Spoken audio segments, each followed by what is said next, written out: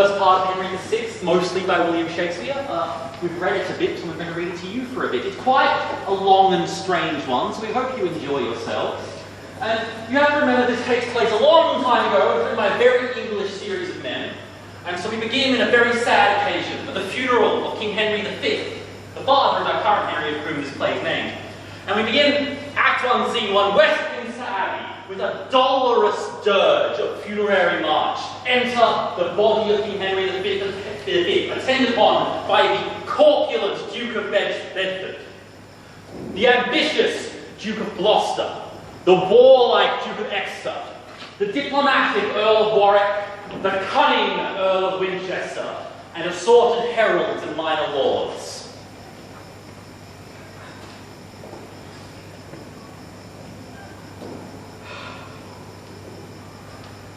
Hung be the heavens with black, yield day to night. Comets importing changed times and dates brandish your crystal tresses in the sky, and with them scourge the bad revolting stars that have consented unto Henry's death. King Henry V, too famous to live long, England ne'er lost a king of so much worth. England ne'er had a king until his time. Virtue he had, deserving to command. His branded sword did blind men with his beams. His arms spread wider than a dragon's wings. His sparking eyes were fleet with wrathful fire, more dazzled, and drove back his enemies than midday sun fears bent against their faces. What should I say? His deeds exceed all speech. He ne'er left his hand, but conquered. We mourn in black. Why mourn we not in blood? Henry is dead and never shall revive. Upon a wooden coffin we attend, and death's dishonorable victory we with our stately presence glorify. Like captives bound to a triumphant car. What? Shall we curse the planets of mishap that plotted thus our glory's overthrow?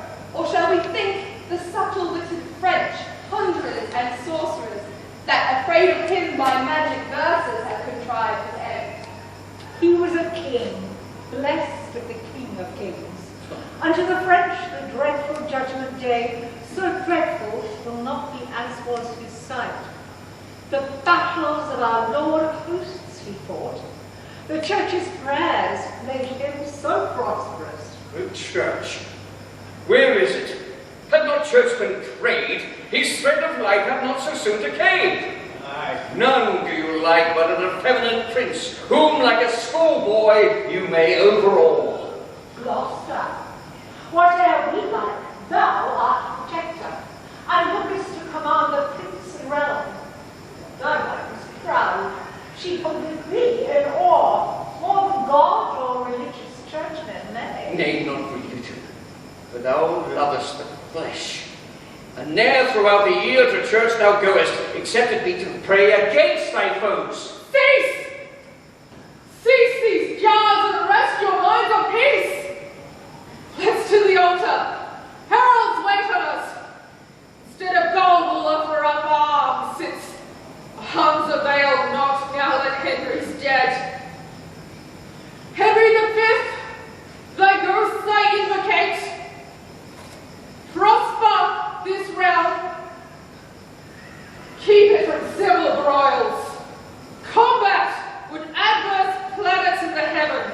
A far more glorious star thy soul will make than Julius Caesar or Bright. My honourable lords, health to you all. Sad tidings bring I you out of France, of loss, of slaughter, and discomfiture. What? Guyenne, Champagne, Reims, Orleans, Paris, Nice, and Poitiers are all quite lost. What sayest thou, man, before Henry's course? Speak softly, or the loss of these great towns will make him burst his lead and rise from the dead. His courage lost, his ruin yielded up. If Henry were recalled to life again, these news would cause him once more to yield the ghost. How were they lost? What treachery was used? The treachery of want of men and money. Amongst the soldiers this is muttered.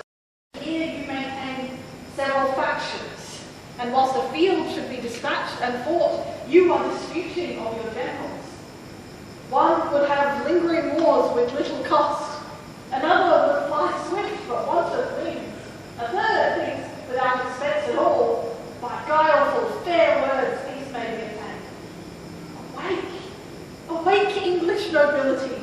Let not sloth dim your horrors new not. Crop other fleur-de-lis in your arms. Of England's coat one half is cut away. For our tears wanting to this funeral, these tidings would call forth their flowing tide. Me they concern. Regent, I am of France! Give me my steel coat! I'll fight for France! Away with these disgraceful mourning robes! I will give the French words, I will lend the French instead of eyes to weep their intermissive miseries. Lord, you do that full of bad mischance. France is revolted from the English plight, said some petty towns of no import.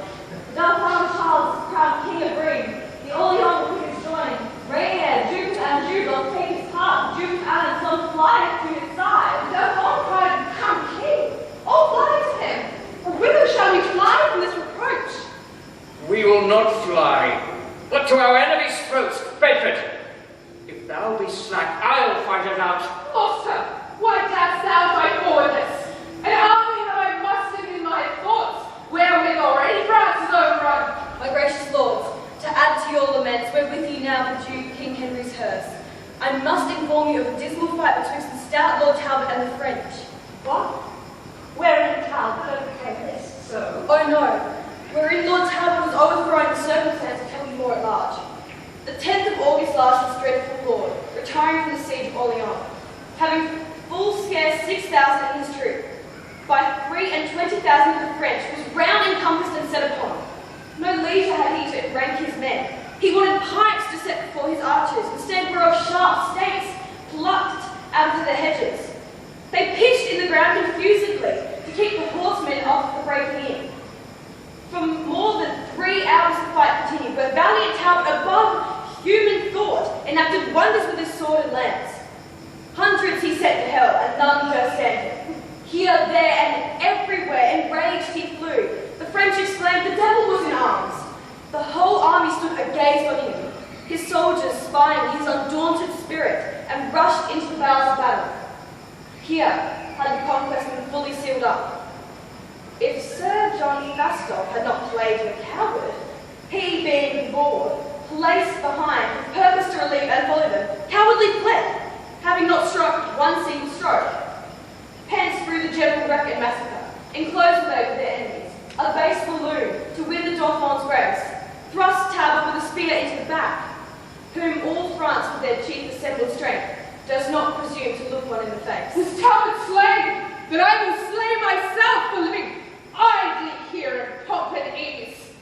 Such a worthy leader, wanting aid unto his dastard foeman is betrayed. Oh no, he lives, but is took prisoner, and Lord Scales with him, and Lord Hungerford. Most of the rest slaughtered or took likewise. His ransom there is none but I shall pay. I'll hail the Dauphin headlong from his throne. His crown will be the ransom for my friends. 4 of their lords I'll take for every one of ours. Farewell, my masters. To task will I, bonfires in France, forthwith I will make, to keep our great St. George feast withal. 10,000 soldiers with me I shall take, whose bloody deeds shall make all of Europe quake. So you had need, for Orleans is besieged. The English army is grown weak and faint.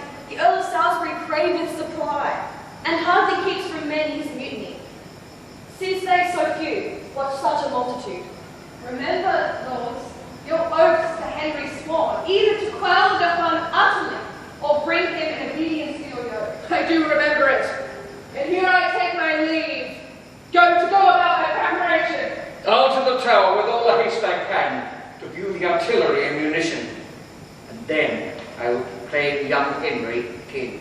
To Eltham will I, where the young king is, being ordained the special governor, and for his safety there our best advice. Each has his place and function to attend. I am left out. For me nothing remains. But long I will not be Jack out of office. The king from Eltham I intend to steal, and sit at chiefest stern, a public meal.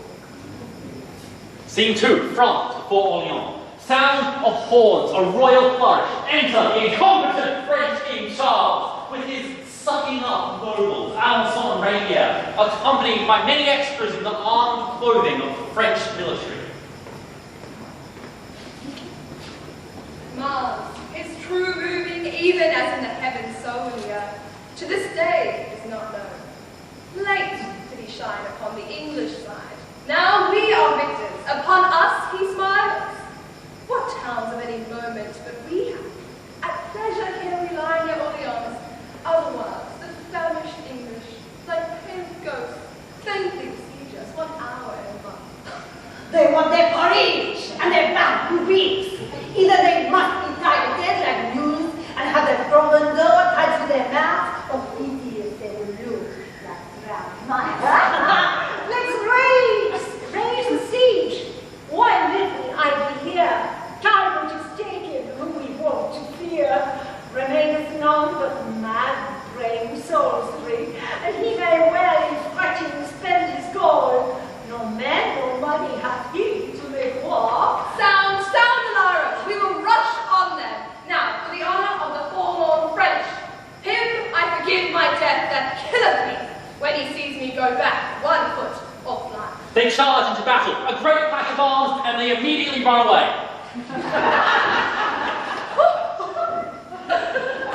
Whoever saw the like? What men have I? Dogs, cowards, dastards! I never would have fled, but that they left me midst my enemies. Salisbury is a desperate homicide. He fighteth as one weary of his life. The other lords, the lions wanting food, do rush upon us as hungry prey. Froissart, a countryman of ours, records England or Olivers and Roland's bread.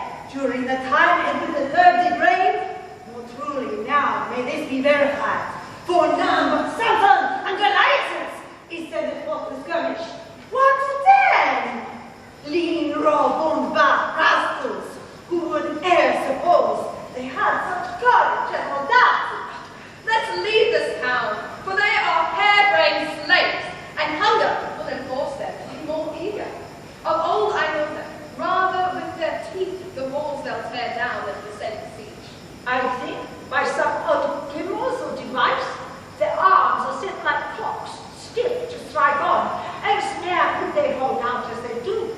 By my consent will even let them alone, be it so. Enter the bastard lord Orleans. Where's the Prince Dauphin? I have news for him. Orleans thrice welcome to us. Methinks your looks are sad, your cheer appalled. Hath the late overthrow wrought this offence? Be not dismayed, for I have for succor is in hand.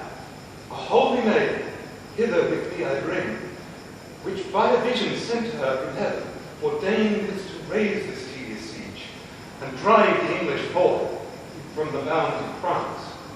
The spirit of deep prophecy she hath, exceeding the 9 sibyls of old Rome. What's past and what's to come she can describe. Speak, shall I call her in? Believe my words, for they are certain and unpalatable. Go, call her in. But first, to try her skill, Rainier, stand thou as Dauphin in my place. Question her proudly. Let thy looks be stern.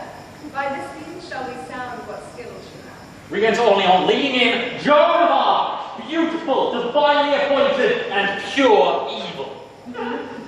Fair maid, as thou wilt do these wondrous feats. Rainier, is thou that thinkest to beguile me? Where is the Dauphin? Come from behind. I know thee well, but never seen with me. Be not amazed. There's nothing hid from me. In private, I will talk with thee apart. Stand back, you lords, and give us leave a while. Dauphin, I am by birth a shepherd's daughter, my wit untrained in any kind of art. Heaven and Our Lady gracious hath it pleased to shine on my contemptible estate. Lo, whilst I waited on my tender lands, and to sun's parching heat displayed my cheeks, God's mother deigned to appear to me, and in a vision full of majesty willed me to leave my base vocation and free my country from calamity. Her age she promised, and assured success. In complete glory she revealed herself. And whereas I was black and swart before, with those clear rays which she infused on me, that beauty am I blessed with which you see. Ask me what question thou canst possible, and I will answer unpremeditated. My courage try by combat, if thou darest, and thou shalt find that I exceed my sex. Resolve on this, thou shalt be fortunate, if thou receive me for thy warlike name. Thou hast astonished me with thy high terms. Only this proof of thy valour make, in single combat thou shalt buckle with me, and if thou vanquished, thy words are true. Otherwise, I renounce all confidence. I am prepared. Here is my keen-edged sword, decked with 5 fleur-de-lis on each side, the which at Touraine in St. Catherine's churchyard out of a great deal of old iron I chose forth. Then come, God's name, I fear no woman. And while I live, I'll never fly from man. They clashed with steel, great show of arms, and Joan overcome. Oh, stay! Stay thy hands! Thou art of Amazon, and fightest with the sword of Deborah. Christ, mother, helps me, else I am too weak. Whoever helps thee, 'tis thou that must help me. Impatiently I burn with thy desire, my heart and hands thou hast at once subdued. Excellent, Giselle, if thy name be so, let me thy servant, and not sovereign be. 'Tis the French Dauphin sueth to thee thus. I must not yield to any rights of love, for my profession's sacred from above. When I have chased all thy foes from hence, then I will think upon thy name. Meanwhile, look gracious on thy prostate foe. My lord, methinks is very long talk.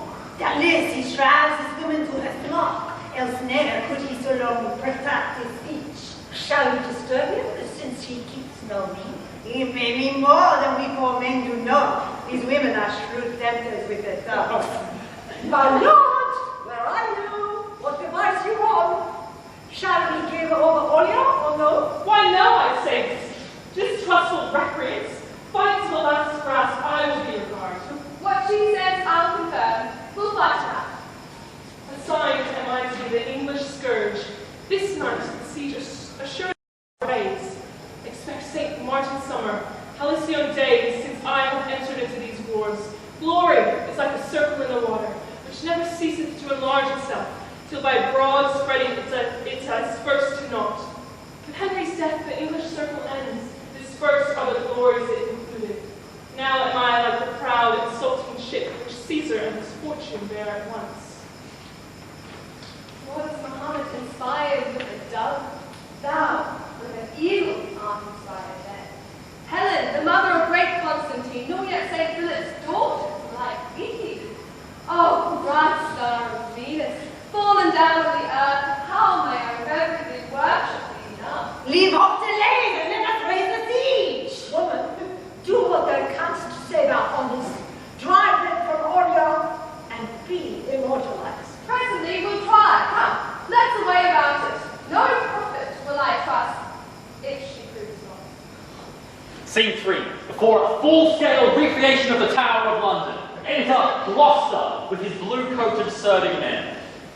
I am come to survey the tower this day. Since Henry's death, I fear there is conveyance. Where be these warders that they wait not here? Open the gates, 'tis Gloucester that calls. Who's there that knocks so imperiously? It is the noble Duke of Gloucester. Lady, you may not be let in. Villains! Answer you so the Lord Protector? The Lord protect you! Ha ha! So we answer him. We do no otherwise than we are willed. Who willed you? Or whose will stands but mine? There's none protector of the realm but I. Break up the gates, I'll be all warrantized. Shall I be flouted thus by dunghill grooves? Gloucester's men rushed to the Tower of London, and Lieutenant Woodville speaks from within. What noise is this? What traitors have we here? Lieutenant, is it you whose voice I hear? Open the gates. Here's Gloucester that would enter. Patience, noble Duke. I may not open. The Cardinal of Winchester forbids. From him I have express commandment that thou nor none of thine shall be let in. Entarted Woodville drives him for me. Arrogant Winchester, that haughty prelate, our late sovereign ne'er could brook. Thou art no friend to God or to the king. Open the gates or I'll shut thee out shortly. Open the gates unto the Lord Protector, or we'll burst them open, if that do not come quickly. Enter Lord Winchester and his men in their red coats. How now, ambitious Humphrey, what means this? Field priest, dost thou command me to be shut out? I do, thou most usurping provitor, and not protector of the king or realm. Stand back! Thou manifest conspirator, thou that contrivest to murder our dead lord, thou that givest whores indulgences to sin, I'll canvass thee in thy broad cardinal's hat, if thou proceed in this thy insolence. Nay, stand thou back. I will not budge a foot. This be Damascus. Be thou cursed Cain to slay thy brother Abel, if thou wilt. I will not slay thee, but I'll drive thee back. Thy scarlet robes as a child's bearing cloth I'll use to carry thee out of this place. Do what thou darest. I bear thee to thy face. What? Have I dared and bearded to my face? Draw, men, for all this privileged place. Blue coats to tawny coats. Priest, beware your beard. I mean to tug it and cuff you soundly under my feet. I stamp my cardinal's hat in spite of Pope or dignities of your church. Here by thy cheeks I drag thee up and down. Gloucester, thou wilt answer this before the Pope. Winchester, goose, I cry, the rope! Now beat them hence. Why do you let them stay? Thee I'll chase hence, thou wolf in sheep's array. Out, tawny coats! Out, scarlet hypocrite! The blue-coated men of Gloucester charge forward, and in the pit right in front of you they fight the red-coated men of Winchester. Blood flies and enter the Lord Mayor of London, his officers. Fie, lords, that you, being supreme magistrates, thus can't you merely think should break the peace? Peace! Thou knowest little of my wrongs. Here's Beaufort, that regards no god nor king, hath here distrained the tower to his use. Here's Gloucester, a foe to citizens, one that still motions war and never peace, overcharging your free purse with large fines that seek to overthrow religion, because he is protector of the realm, and would have armor here, out of the tower, to crown himself king and suppress the prince. I will not answer thee with words, with blows. They fight for a bit. Not rest for me in this tumultuous strife, but to make open proclamation. Come, officer, as loud as thou canst. Cry. All manner of men assembled here in arms this day against God's peace and the king's, we charge and command you in his highness' name to repair to your several dwelling places, and not to wear handle or use any sword, weapon, or dagger, henceforward, upon pain of death. Cardinal, I'll be no breaker of the law. We shall meet and break our minds at large. Gloucester, we will meet. To thy cost, be sure. Thy heart blood I will have for this day work. I'll call for clubs if you're not away. This Bible is more haughty than the devil. Mayor, farewell. Thou dost what thou mayest. Abominable Gloucester, guard thy head, for I intend to have it ere long. We'll see the coast cleared, and then we will depart. Good God, these nobles should such stomachs bear. I myself fight not once in 40 years. Scene 4, Orleans. Atop the balcony enter the aged Lord Salisbury and the brave Lord Talbot, accompanied by Lords Lansdale, Gargrave, and assorted soldiers. Talbot, my life, my joy, again returned. How wouldst thou handle being prisoner? Or by what means goest thou to be released? Discourse, I prithee, on this turret's top. Duke of Bedford had a prisoner called brave Lord Pontoff of Salisbury. For him I was exchanged and ransomed. But when a baser man of arms by far, once in contempt they would have bartered me, which I, disdaining, scorned, and craved his death, rather than I would be so vile esteemed. In fine, Redeemed I was as I desired.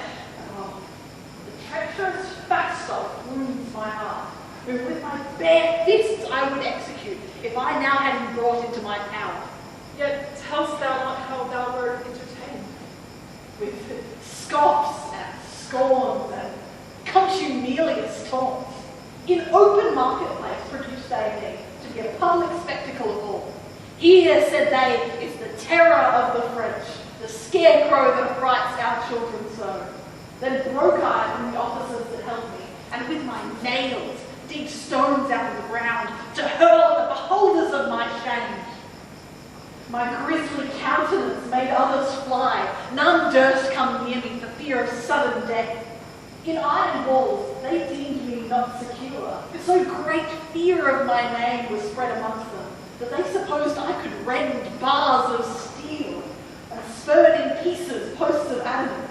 Wherefore, a guard chosen shot I had, that walked about me every minute while, and if I did but stir out of my bed, ready they were to shoot me in the heart. I grieve to hear what torments you endured, but we will be revenged sufficiently. Now it is supper time in Orleans. Here through this grate I count each one and view the Frenchmen how they fortify. Let us look, this sight will much delight thee. Sir Thomas Gargrave and Sir William Glansdale, let me have your express opinions where is best place to make our battery next. Well, I think the North Gate for the best and lords. And I here at the bulwark of the bridge. What I see, the city can be famished, or with light skirmishes indeed. A report of gunfire. Smoke fills the room. Salisbury and Gargrave fall, leaning.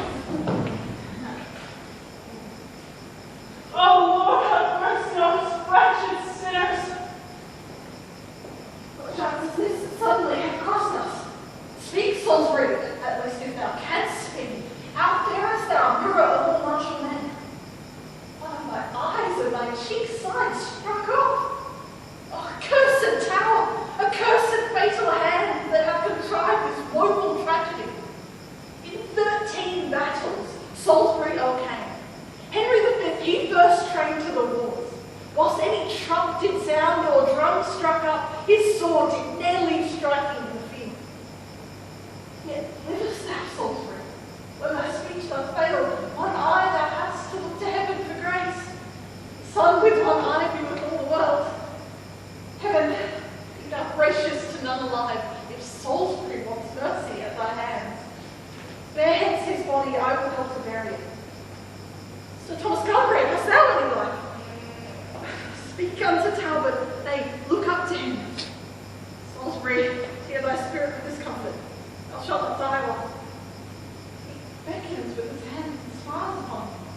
As who should say, when I am dead and gone, remember to avenge me on the French. Plantagenet I will, and like thee, Nero, play the lute, beholding the towns burn. Wretched shall France be, only in my name. A sudden cry, thunder and lightning. What stir is this? What tumults in the heavens? Whence cometh this alarm and the noise? My lord! My lord! The French have gathered head! The Dauphin with one John le Purcell joined, a holy prophetess new risen up, is come with a great power to raise the siege. Here how died Salisbury hath grown. It irks his heart he cannot be revenged. Frenchman, will be a Salisbury unto you. Pucelle or puzzle, dolphin or dogfish, your hearts I'll stamp out with my horse's heels, and make a quagmire of your mingled brains. Convey me Salisbury into his tent, and then we'll try what these dastard Frenchmen dare. A war cry. The French and English forces join atop the balconies. A cry of battle, and Talbot chases the Dauphin forth, driving him into retreat. But then enters Joan, forcing the English into retreat. She exits, and then re-enters Talbot. Where is my strength, my valour, and my force? How English troops retire. I cannot stay them. A woman clad in armour chaseth them. Here she comes. I'll have a bout with thee. Devil to devil's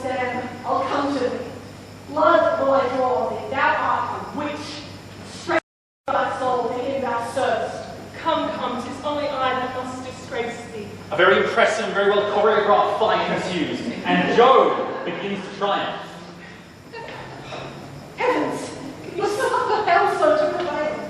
My breast I'll burst with staining of my courage, and from my shoulders crack my arms asunder. But I will chastise and tie my strumpet. A marathon of sword work until finally, eventually, Talbot begins to gain our hand. Talbot, farewell. Thy hour is not yet come. I must go victual Orleans forthwith. A cry, soldiers enter. Overtake me if thou canst. I scorn thy strength. Go cheer up thy hungry, starved men. Help Salisbury to make his testament. This day is ours, as many more shall be. Thoughts are whirled like a potter's wheel. I know not where I am, nor what I do. A witch, by fear, not by force, like Hannibal, drives back our troops and conquers as she lists. So bees with smoke and doves with noisome stench are from their hives and houses driven away. They called us for our fierceness English dogs. Now, like to whelps, we crying run away. Hark, countrymen, either renew the fight or tear the lions out of English coats. Renounce your soil, give sheep in lion's stead. Sheep run not half so treacherous from the wolf, or horse or oxen from the leopard, as you fly from your oft subdued foes. Will not be. Retire into your trenches. You all consented unto Salisbury's death, for none would strike a stroke in his revenge. Pucelle is entered into Orleans, in spite of us or aught that we could do. Oh, would I were to die with Salisbury. The shame hereof will make me hide my head. A cry of war, a flourish, and the English sounds retreat. Atop the balconies enter Joan, Charles, Rainier, Alençon, and the French forces. Advance our waving colours on the walls. Rescued is Orleans from the English. Thus Joan of Pucelle hath performed her word. Divinest creature, Astria's daughter, how shall I honour thee with the success? Thy promises are like Adam's garden, that one day bloomed and were fruitful the next. France, triumph in thy glorious contest. Recovered is the town of Orleans, more blessed hath never before thou say. Why ring not out the bells aloud throughout the town? Dauphin, command the citizens make more fires and feast and banquet in the open streets to celebrate the joy that God has given us. All France will be replete with mirth and joy when they shall hear how we have played the men. It is Joan, not we, by whom the day is won, for which I will divide my crown with her. And all the priests and friars in my realm shall in procession sing her endless praise. As stately a pyramid to her I'll rear, that Rhodope's or Memphis' eminence. And know her when she is dead, her ashes in an urn more precious than the rich jewel of Darius, transported shall be at high festivals before the kings and queens of France. No longer on Saint Denis Boulevard, but Joan of Pucelle shall be France's saint. Come in, and let us banquet royally after this golden day of victory. A flourish. Act 2, Scene 1. Before Orleans. Enter a sergeant upon the balconies with 2 sentinels. Sirs, take your places and be vigilant. If any noise or soldier you perceive near to the walls by some apparent sign, let us have knowledge at the court of the guard. Sergeant, you shall. Thus are poor servitors when others sleep upon their quiet beds, constrained to watch in darkness, rain, and cold. Enter Talbot, Bedford, and Burgundy with their armies, carrying scaling ladders, the drums beating a funeral march. Lord Regent and renowned Burgundy, by whose birth the regions of Artois, Wallen, and Picardy are friends to us. This happy night the Frenchmen are secure, having all day caroused and banqueted. Embrace we then this opportunity, as fitting best quitted their seat, contrived by art and baleful sorcery. Coward of France! How he wrongs his fame, despairing of his own army's fortitude, to join with witches and the help of hell. Traitors have never other company. But what's that Pucelle they term so pure? A maid, they say. A maid, and yet so martial. Great God, she proved not masculine day long. if underneath the standard of the French you carry armour as you have begun. Well, let them practice and converse with spirits. God is our fortress, in whose conquering name let us resolve to scale their flinty bulwarks. Ascend, brave Talbot, we will follow thee. Not altogether. Better by far, I guess, that we do make our entrance several ways. That if chance one of us do fail, the other yet may rise against their force. Agreed. I'll to yonder corner. And I to this. And here will Talbot mount or make his grave.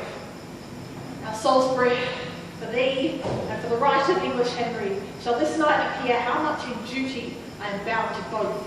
Arm! The enemy doesn't make a stop! The English forces cry, St. George and Talbot! The French leap over the walls wearing their pajamas. Enter all your Alsop Urania, half-dressed. How now, my lords? What are ready, sir? I'm ready. I'm glad we escaped so well. 'Twas time to wake and leave our beds, hearing alarms and to chamber doors. Upon exploits, since first I called arms. Ne'er heard I a warlike enterprise more venturous or desperate than this. I think this Talbot be a fiend from hell. If but from hell, the heavens sure favoring. Here cometh Charles, my love, how he stays. Holy Jones is defensive. And Charles George, a covered in lipstick stains. Is this thy cunning, thy deceitful dame? Didst thou at first, to flatter us withal, make us partners of a little gain, that now our loss might be 10 times so much? Wherefore is Charles impatient with his friends? At what times will you have my power alike? Sleeping or waking must I still prevail, or will you blame and lay the fault on me? Improvident soldiers, had your watch been good, this sudden mischief never could have fallen. Duke of Alençon, this was your default. That being captain of the watch tonight did not to look no better to that weighty charge. Had all your quarters been as safely kept as that whereof I had the government, we had not been as shamefully surprised.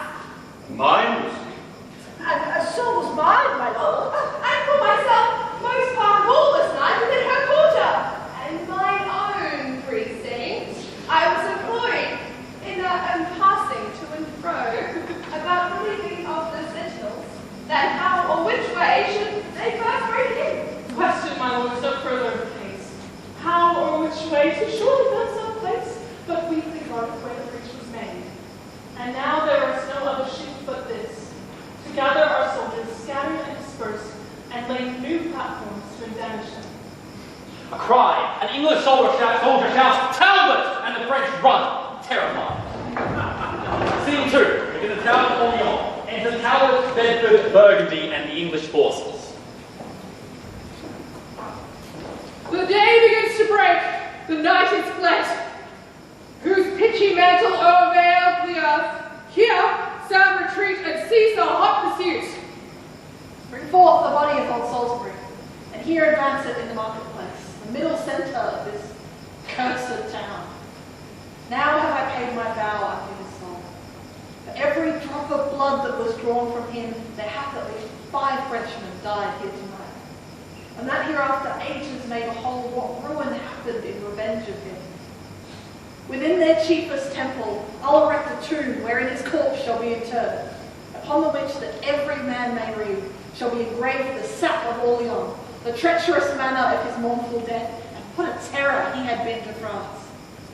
But, lords, in all our bloody massacre, I muse we met not with Dauphin's grace, his new-come champion, virtuous Joan of Arc, nor any of his false confederates. 'Tis thought, Lord Talbot, when the fighting began, roused from the suburb from their drowsy beds, they did amongst the troops of armed men leap over the walls for refuge in the field.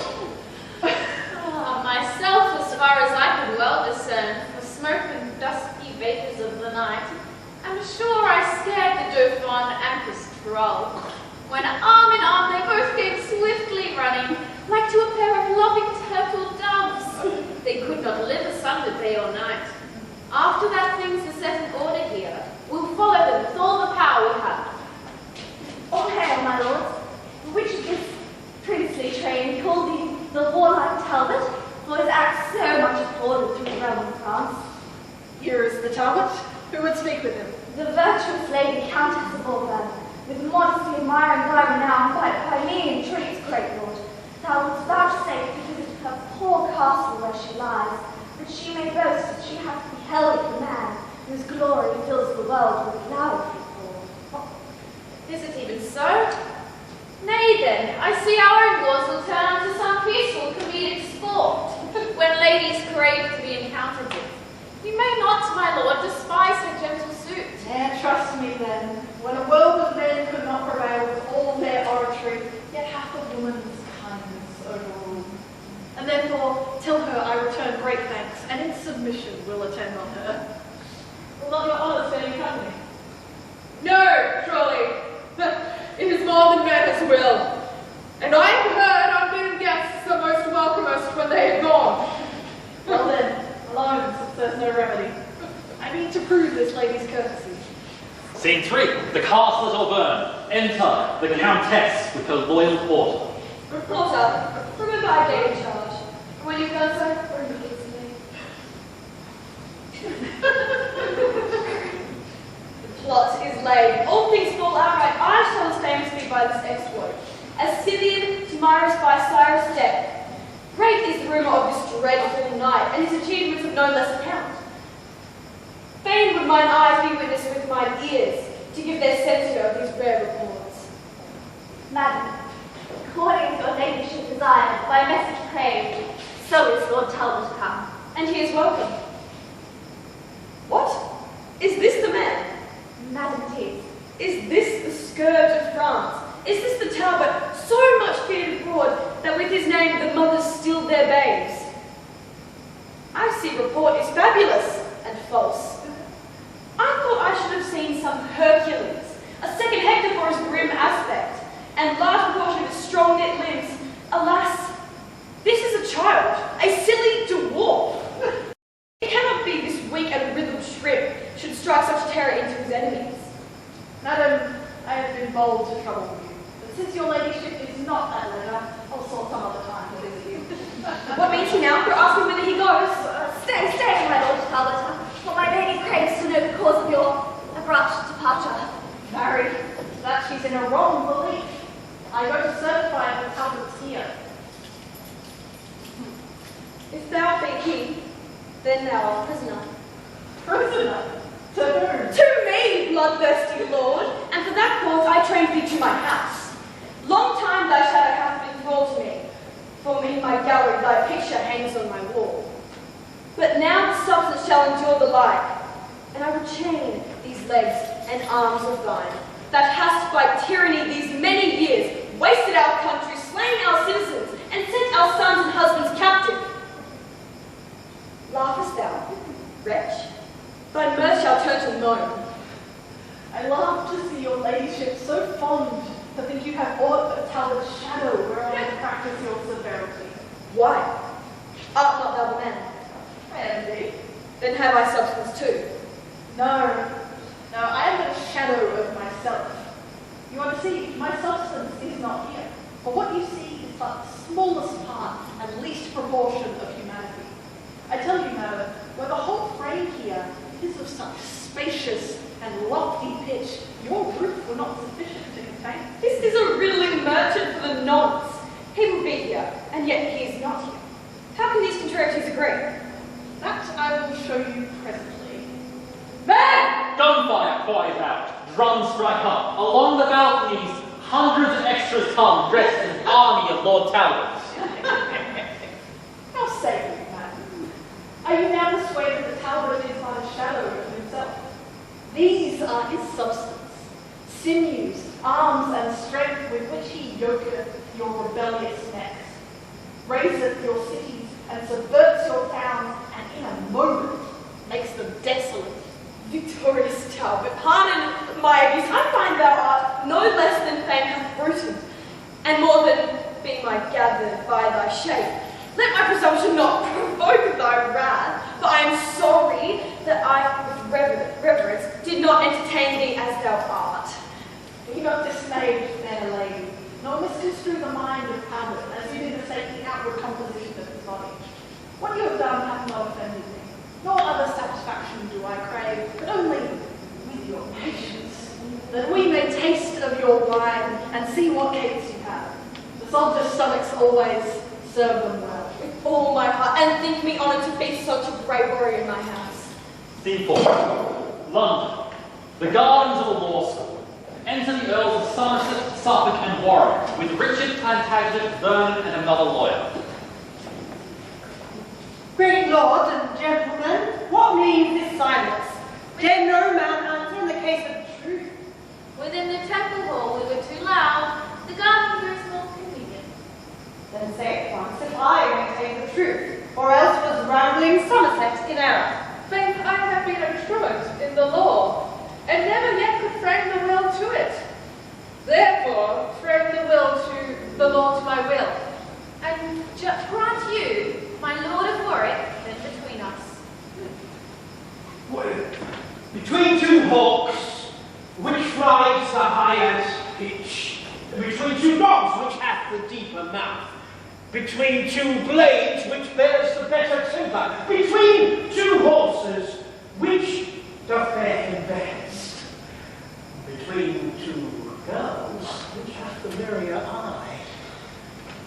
I have perhaps some shallow spirit of judgment, but in the sharp, nice quillets of the law, good faith, I am no wiser than a dog. Tut, here is a manly forbearance. The truth appears so naked on my side that any purblind eye may find it out.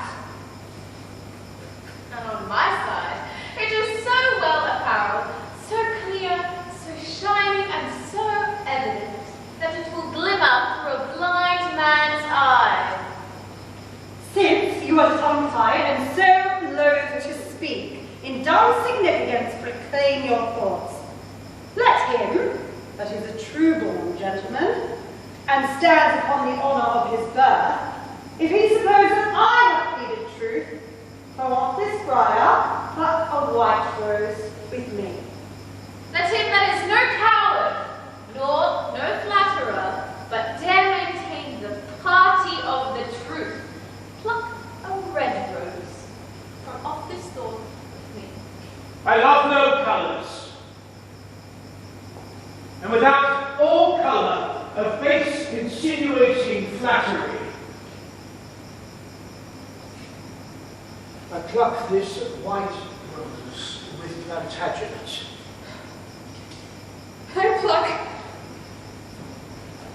I pluck this red rose with young Somerset, and say withal that I think he held the right. Say, lords and gentlemen, and pluck no more, until you conclude that he upon whose side the fewest roses are cropped from the tree shall yield the other in the right pinch. Aye. Good Master Vernon, it is well objected. If I have fewest, I subscribe its silence. And I.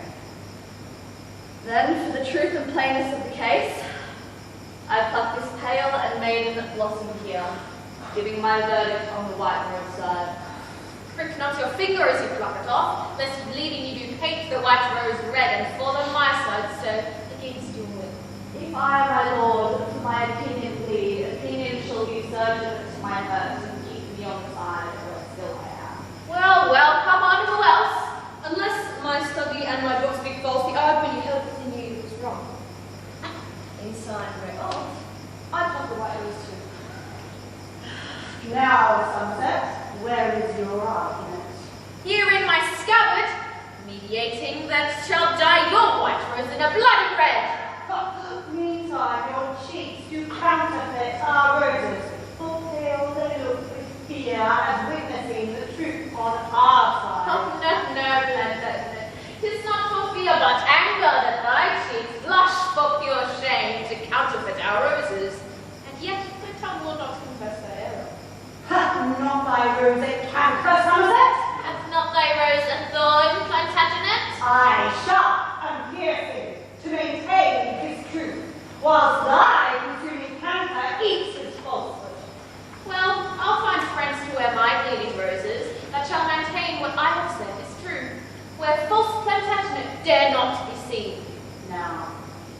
maiden blossom in my hand. I scorn thee and thy fashioned peevish toy. Turn thy scorns not this way, Plantagenet.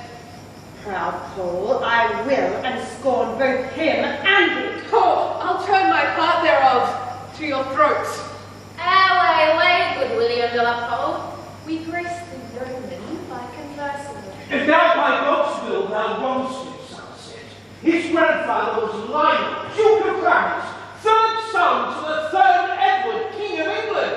Spring Christmas yeoman from so deep a root. He bears him on his place of privilege, or does not for his craven heart says thus. By him that made me, I'll maintain my words on any plot of ground in Christendom. Was not my father, Richard, Earl of Cambridge, for treason executed in our late king's days? And by his treason standst thou not attainted, corrupted, and exempt from ancient gentry.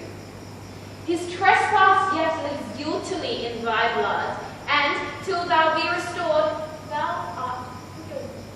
My father was a touche not attainted, condemned to die for treason, but no traitor, and that I'll prove on better men than Somerset. Where growing time once ripens my will, for your partaker, Pole, and you yourself, I'll note you in my book of memory, to scourge you for its apprehension. Look to it well, and say you are well warned.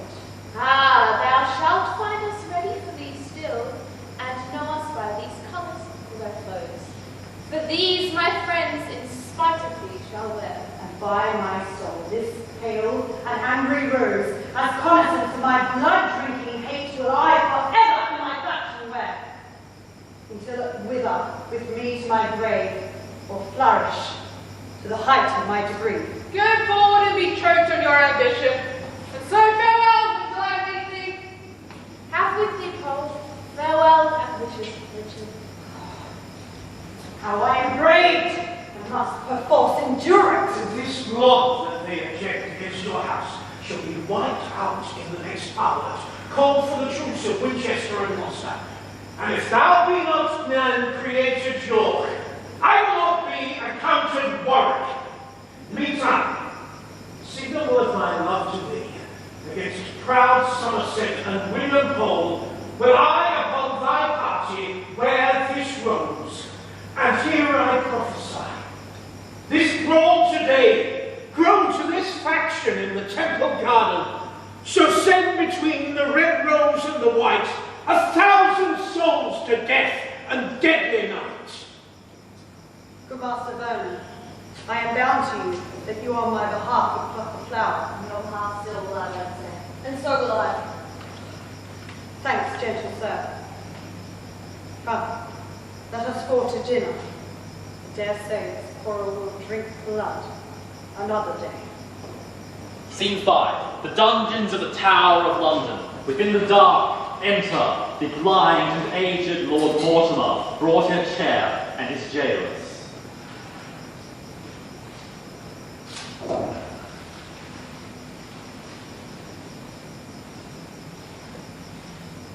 I am the keepers of my weak, decaying age.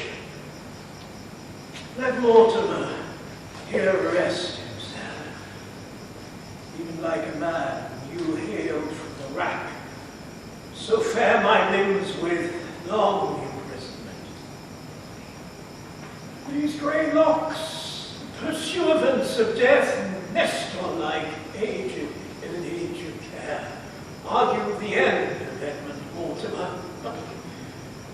Oh, these eyes, like lamps whose wasting oil is spent, waxed dim as drawing in their exigent.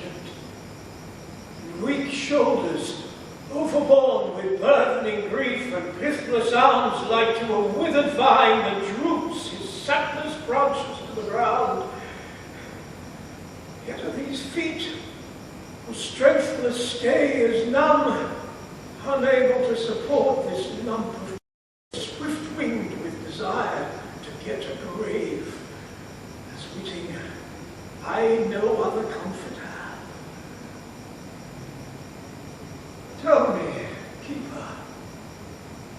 Will my nephew come? Richard Plantagenet, my lord, will come. Enough. My soul shall then be satisfied. Oh, gentlemen, his wrong doth equal mine.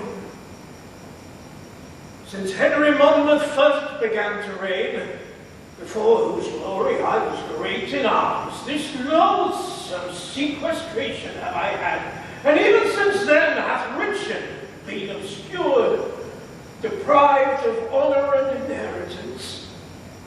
Now, the arbitrator of despair's just death, umpire of men's miseries, with sweet enlargement doth dismiss me hence.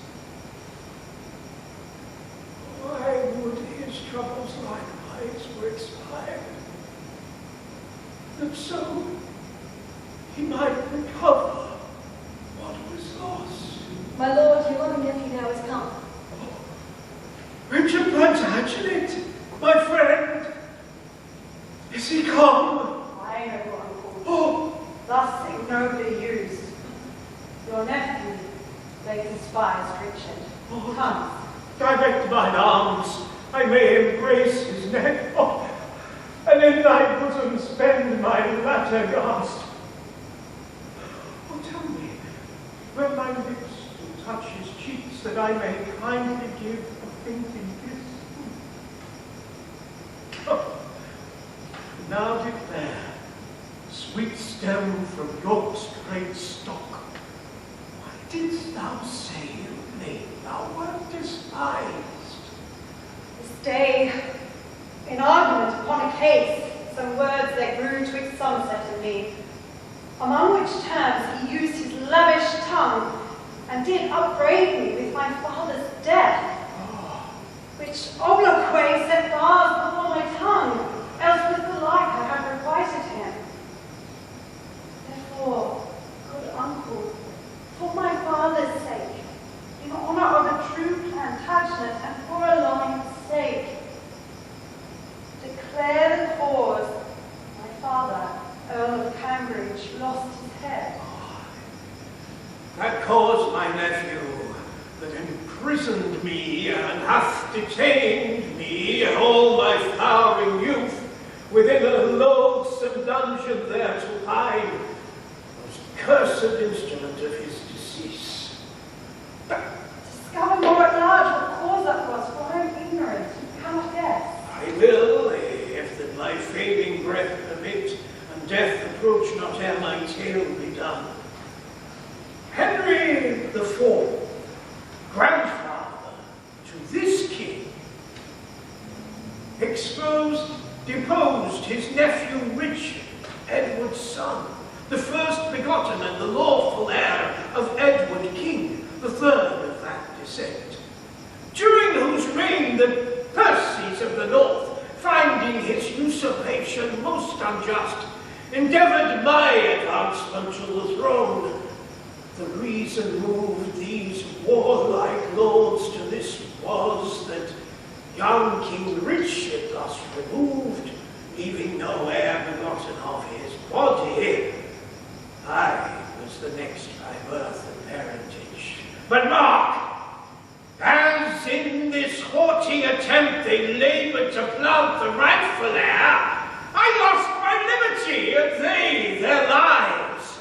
But long after this, when Henry V, succeeding his father Bolingbroke did reign, thy father, Earl of Cambridge, then derived from famous Edward Langley, Duke of York, again, in pity of my hard distress, levied an army, wheeling to redeem and have installed me in the diadem.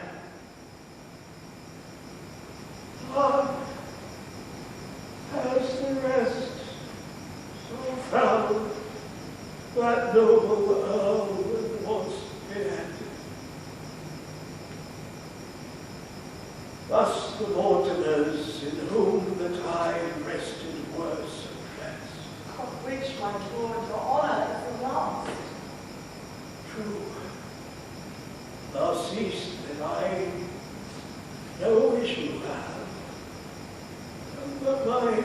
fitting words to warrant death.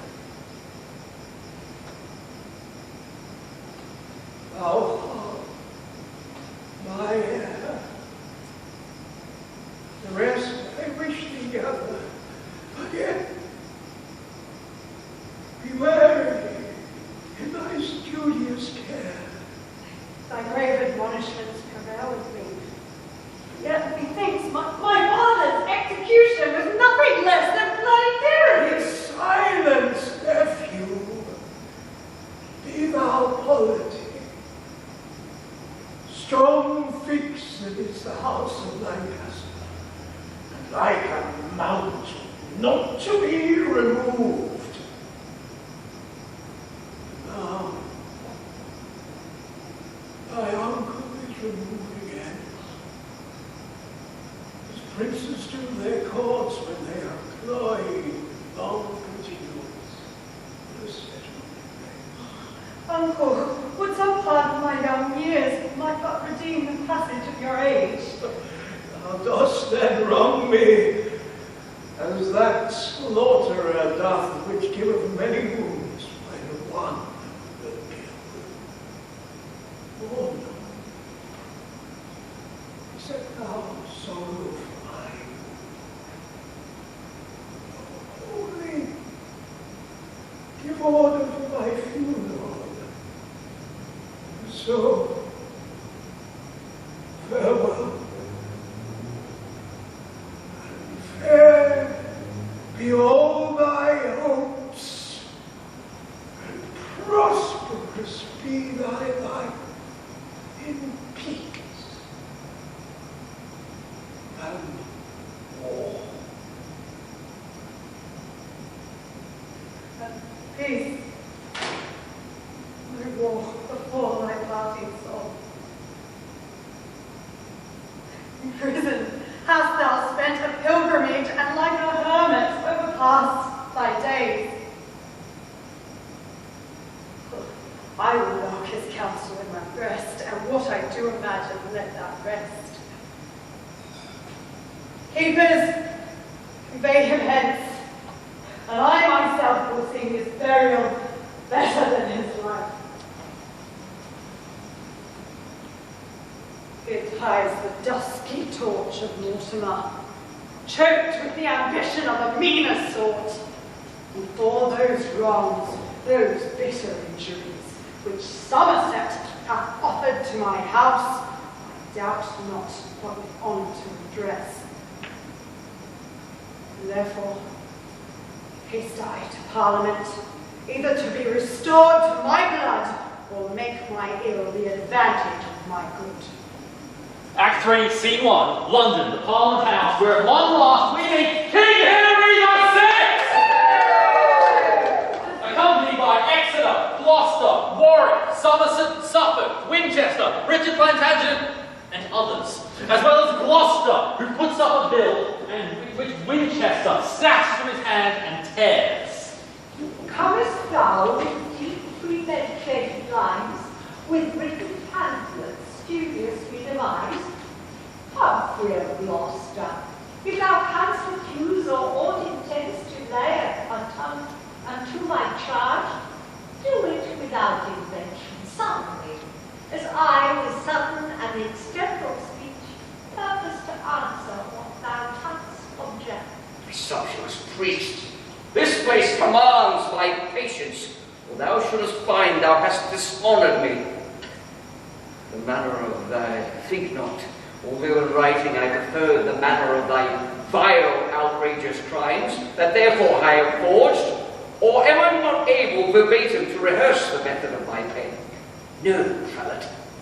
Such is thy audacious wickedness, thy lewd, pestiferous, and licentious pranks, as very every prattle of thy pride. Thou art a most pernicious usurer, forward by nature, enemy to peace, lascivious, wanton, more than well beseems a man of thy profession and degree.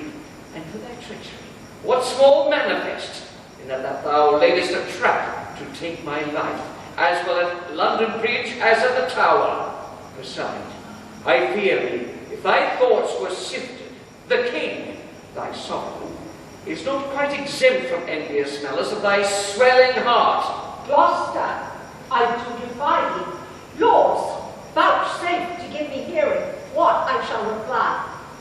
If I were covetous, ambitious of verse, as he will have me, how am I so poor? Or how haps if I seek not to advance or raise myself, but keep my wonted calling? As for dissension, who prefereth peace more than I do, except I do with a vote? Now, my good lords, it is not that offence, it is not that hath incensed the Duke. It is because no one should sway but he. No one should be about the king, and that engenders thunder in his breast, and makes him roar these accusations forth. But he shall know that I am as good. As good? Thou be my grandfather. I will be, sir, for what are you, I pray? But one imperious in another's throne. Am I not protector, saucy priest? And am I not a prelate of the church? Yes, as an outlaw in a castle keeps it, useth it. The patronage is theft. Unreverend Gloucester. Thou art reverend, touching thy spiritual function, not thy life.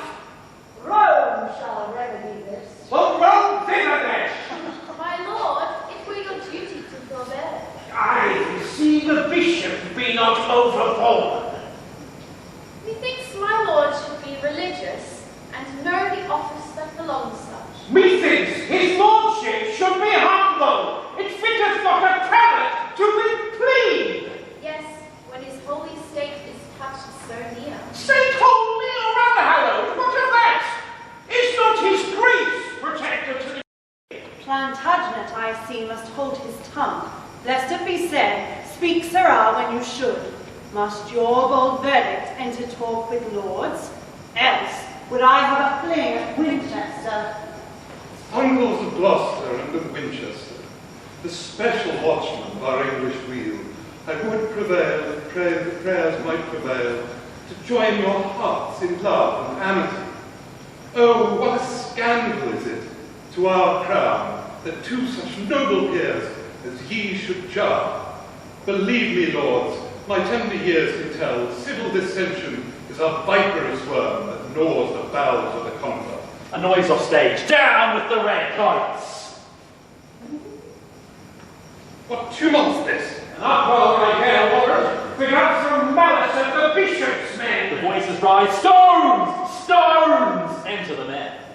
Oh, my good lords, I was virtuous Henry. Pity the city of London, pity us. The bishop and the Duke of Gloucester's men have been late to carry any weapon, have filled their pockets full of pebble stones, and bandying themselves in contrary parts, do pelt so fast at one another's pace, that many have their giddy brains knocked out. Our windows are broke down in every street, and we fear compelled to shut our shops. The blue and red serving men once more flood into the pit, bloody, smashing at each other with stones. We charge you on allegiance to ourselves, to hold your slaughtering hands and keep the peace. Pray, Uncle Gloucester, mitigate this strife. Stay, stay, I say. And if you love me as you say you do, let me persuade you to forbear a while. Oh, how this discord doth afflict my soul. Can you, my Lord Winchester, behold my sighs and tears, and will not once relent? Who should be pitiful, if you not be? Or who should study to prefer a peace, if holy churchmen take delight in broils? Yield, my lord protector, yield, Winchester! Except you mean with obstinate repulse to slay your sovereign and destroy the realm, you see what mischief and what murder too has been enacted through your enmity. Then be at peace, except ye thirst for blood. He shall submit, or I will never yield. Compassion on the king commands me stoop, or would I see heart out ere the priest should ever get that privilege in me. Behold, my lord of Winchester, the Duke hath banished moody, discontented fury, as by his smoothed brows it doth appear. Why would you, so stern and tragical? Here, Winchester, I offer thee my hand. Hi, Uncle Beaufort. I have heard you preach that malice was a great and grievous sin. And will you not maintain the thing you teach to prove the chief offender in the crime? Sweet King, the bishop hath kindly heard. For shame, my lord of Winchester, relent! What shall a child instruct you what to do? Well, Duke of Gloucester, I will yield to thee love for thy love, and hand for hand I give. Aye, but I fear me with a hollow heart. See here, my friends and loving countrymen, this token serveth for a flag of truce betwixt ourselves and all our followers. So help me God, as I dissemble not. So help me God, as I intend not. Oh, loving uncle, kind Duke of Gloucester, how joyful I am made by this contract. Away, my masters, trouble us no more, but join in friendship as your lords have done. The red and blue extras shuffle out along the mare. And accept this scroll, most gracious sovereign, which is the right of Richard Plantagenet, we do exhibit to your majesty. Well urged, my lord of Warwick, O sweet prince. And if your grace mark every circumstance, you have great reason to do Richard right, especially for those occasions at Eltham Palace. I told your majesty. And those occasions, uncle, were of false. Therefore, my loving lords, our pleasure is that Richard be restored to his blood. Ah, let Richard be restored to his blood, so shall his father's wrongs be recompensed. As will the rest, so will it Winchester. If Richard will be true, not that alone, but the whole inheritance I give, that doth belong unto the house of York, from whence you spring by lineal descent. Thy humble servant vows obedience, and humble servants till the point of death. Stoop, then, and set your knee against my foot. And in regard to of that duty done, I gird thee with the valiant sword of York. Rise, Richard, like a true Plantagenet, and rise, created princely Duke of York. And so thrive, Richard, as thy followers may fall, and as my duty springs, so perish they by that grant one thought against your majesty. Welcome all, my prince, mighty Duke of York. Courage, Prince. Now, will it best avail your majesty to cross the seas and be crowned in France? The presence of a king engenders love amongst his subjects and his loyal friends, as it disanimates his enemies. When Gloucester says the word, King Henry goes. The friendly council cuts off many foes. Your ships already are in readiness. Aye, we may march in England or in France, not seeing what is likely to ensue. This late dissension, grown betwixt the peers, burns under feigned ashes of forged love, and will at last break out into flame, as fested members rot but by degree, till bones and flesh and sinews fall away. So will this base and envious discord breed. And now I fear that fatal prophecy, which in the time of Henry named V was in the mouth of every sucking babe, that Henry, born at Monmouth, should win all, and Henry, born at Windsor, lose all. Which is so plain that Exeter doth wish his days may finish ere that hapless time. Scene 2. France. Foray. Enter Joan, disguised as a peasant, along with 4 soldiers similarly dressed. These are the city gates, the gates of Rouen, through which our policy must make breach. And that we find the slothful watch but weak, are by a sign to notice to our friends that Charles the Dauphin may encounter them. Now, Rouen, I'll shake thy bulwarks to the ground. Enter Charles, the Orleans, Alençon, Rainier, and the French force. Saint Denis, bless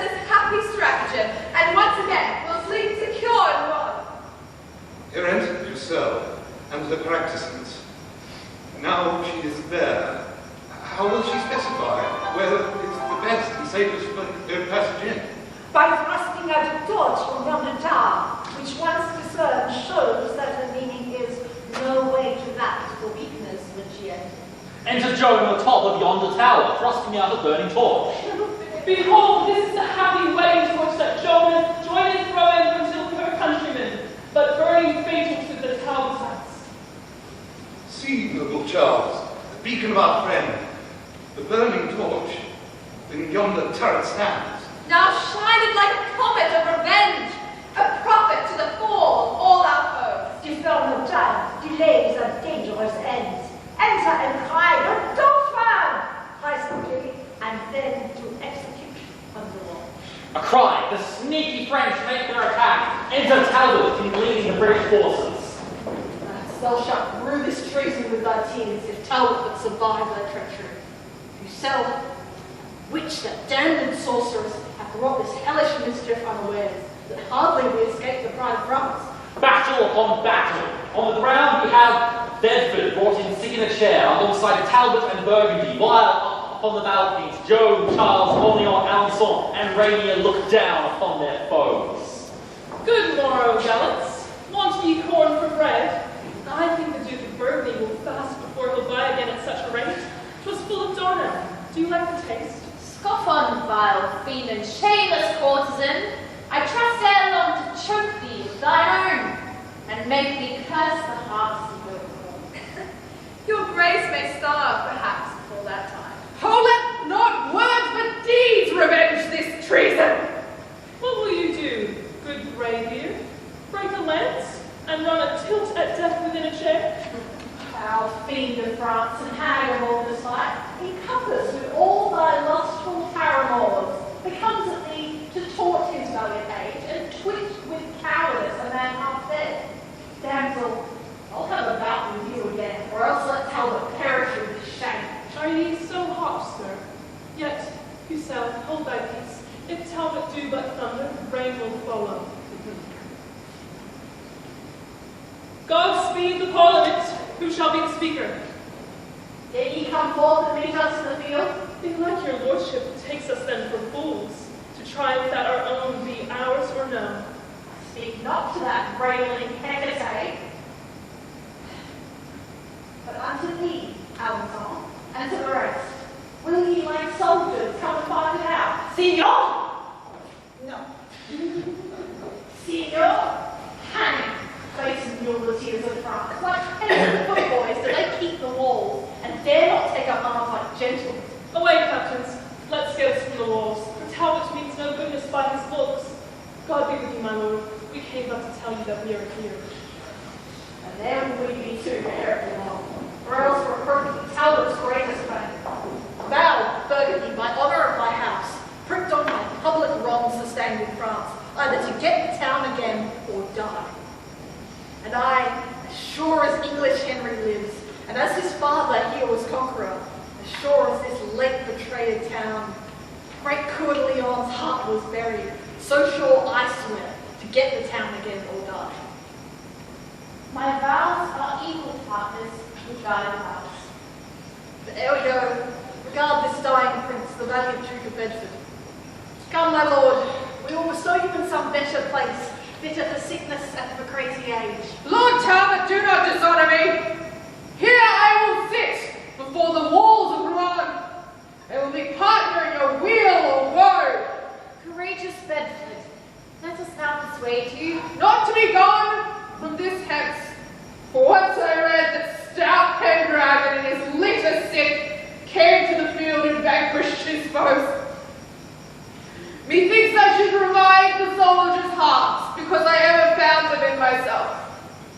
A daunted spirit in a dying breast. And be it so, heavens keep old Bedford safe. And now, no more ado, brave Burgundy, but gather the our forces out of hand and set the boasting enemy. They charge into battle, the English and French clash, an alarm, excursions, enter Fastol and a captain. Whither away, Sir John Fastol, in such haste? Whither away? To save myself by flight. We are like to have the oath thrown again. What?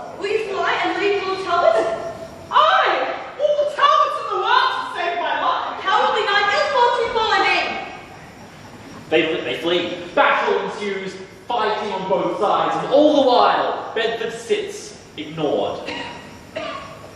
The French flee, cowardly.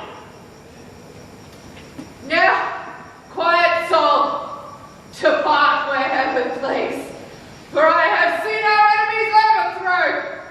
What is the trust or strength of foolish men that they of late were daring in their scoffs, and glad and fain of flight to save themselves? He dies, and people carry him off. Another cry, another war cry, re-enter Talbot and Burgundy, victorious. Lost and recovered in a day again. This is a double honor, Burgundy. Yet heavens have glory for this victory. Warlike and martial Talbot, Burgundy enshrines thee in his heart, and there erects thy noble deeds as valor's monuments. Thanks, gentle Duke. Where is Pucelle now? I think her old familiar is asleep. Where's the bastard's braves and Charles his fleece? What, Olamore? Rouen hangs her head for grief that such a valiant company are fled. Now will we take some order in the town, placing therein some expert officers, and then depart to Paris to the king, for there young Henry with his nobles lie. What wills Lord Talbot pleases Burgundy. But yet, before we go, let's not forget the noble Duke of Bedford late deceased, but see his exequies fulfilled in Rouen. Braver soldier never couched lance, a gentler heart did never sway in court, but kings and mightiest potentates must die. That's the end of human misery. Scene 3, plains not far away. Enter Charles, the Orleans, Alençon, Joan, and the fleeing French army. This may not be an accident, nor grieve that Rouen is so recovered.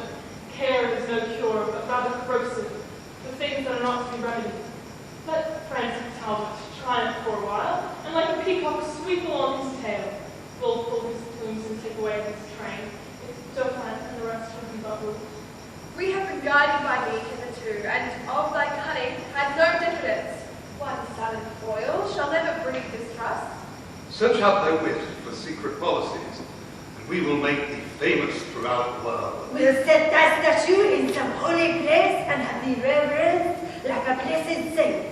Employ thee there, sweet Bertrand, for our good. Then thus it must be. This doth Joan devise. By fair persuasions mixed with sugar words, we will entice the Duke of Burgundy to leave the Talbots and to follow us. Aye, marry, sweet me. If we could do that, France were no place for Henry's warriors, nor should that nation boast it so with us, but be extirped from our provinces. Forever should they be exposed from France and not have title of earldom here. Your honor shall perceive how I will work to bring this matter to the wish's end. Hark! By the sound of the drum you may perceive that powers are marching unto Parisward. Then the national anthem of England, atop the balconies marched Talbot's forces, the great English army. There goes the Talbot, with his colors spread and all the troops of English after him. The French anthem and lo, enter Burgundy, marching before his great army. Now in the rearward comes the Duke and his. Fortune in favor makes them lag behind. Summon a parley. We will talk. Trumpet summon a parley. A parley with the Duke of Burgundy. Who craves a parley with the Duke of Burgundy? The princely Charles of France, thy countryman. What sayst thou, Charles? For I am marching hence. Speak, Pucelle, and enchant him with thy words. Brave Burgundy, undoubted hope of France. Stay, let thy humble handmaid speak to thee. Speak on, but be not over tedious. Look on thy country, look on fertile France, and see the cities and towns defaced by wasting ruin of the cruel foe, as looks the mother on her lowly babe. When death doth post its tender dying eyes, see the pining milady of France, behold the wounds, the most unnatural wounds, which thou thyself hast given her woeful breast. Oh, turn thine edged sword another way, strike those that hurt, and hurt not those that help. One drop of blood drawn from thy country's bosom should breathe thee more than streams of foreign gore. Return me, therefore, with a flood of tears, and wash away thy country's stained spots. Either she has bewitched me with her words, or nature makes me suddenly relent. Besides, all French and France exclaims on me, doubting thy birth and lawful progeny.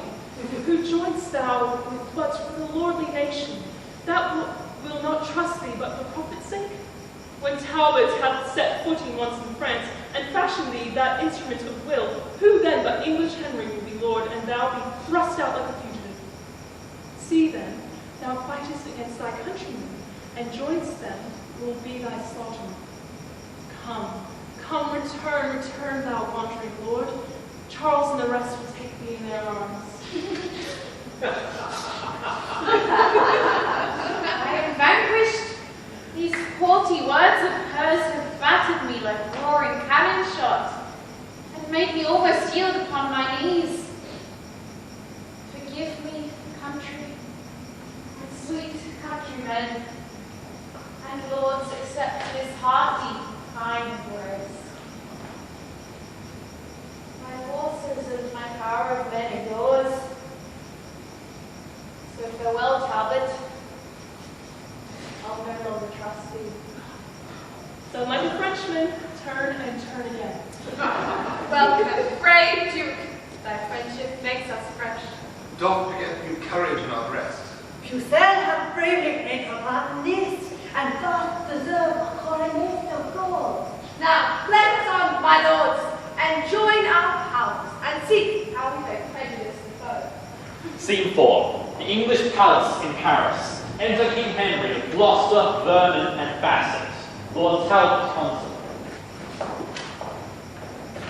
My gracious prince and honourable peers, hearing of your arrival in this realm, I have a while given truce unto my wars to do my duty to my sovereign. In sign whereof, this arm that hath proclaimed to your obedience 50 fortresses, 12 cities, and 7 walled towns of strength, beside 500 prisoners of esteem, let's fall his sword before your Highness's feet, and with submissive loyalty of heart ascribes the glory of his conquest to God, first to my God, and next unto your grace. Is this the Lord Talbot, Uncle Gloucester, that hath been so long resident in France? Yes, if it please your majesty, my liege. Welcome, brave captain, victorious lord. When I was young, as yet I am not old, I do remember how my father said, a stouter champion never handled sword. Long since we were resolved at your truth, your faithful service and your toil in war, yet never have you tasted our reward, or been regarded with so much as thanks, because till now we never saw your face. Therefore, stand up, and for these good deserts, we here create you Earl of Shrewsbury, and in our coronation take your place. My lord lead coronation. Now, sir, to you, that was so hot at sea, disgracing these colours that I wear in honour of my noble lord of York, darest thou maintain the former words thou spedest? Yes, sir. To you, as well as you dare patronage the envious barking of your saucy tongue against my lord the Duke of Somerset. Sir, thy lord I honour as he is. Why? What is he? As good a man as York? Hark ye not so. In witness, take ye that. Villain! Thou knowest the law of arms is such, that whoso draws a sword, 'tis present death. Or else this blow should broach thy dearest blood. But I'll unto his majesty, and pray I may have liberty to venge this wrong, when thou shalt see I meet thee to thy cost. Well, miscreant, I'll be there as soon as you, and after meet you sooner than you would. Act 4, Scene 1, Paris, the Hall of State. Enter King Henry VI to his coronation, with Gloucester, Winchester, Richard of York, Suffolk, Somerset, Warwick, Talbot, Exeter, the Governor of Paris and assorted lords. The Lord Bishop to set the crown upon his head. God save King Henry, of that name the sixth.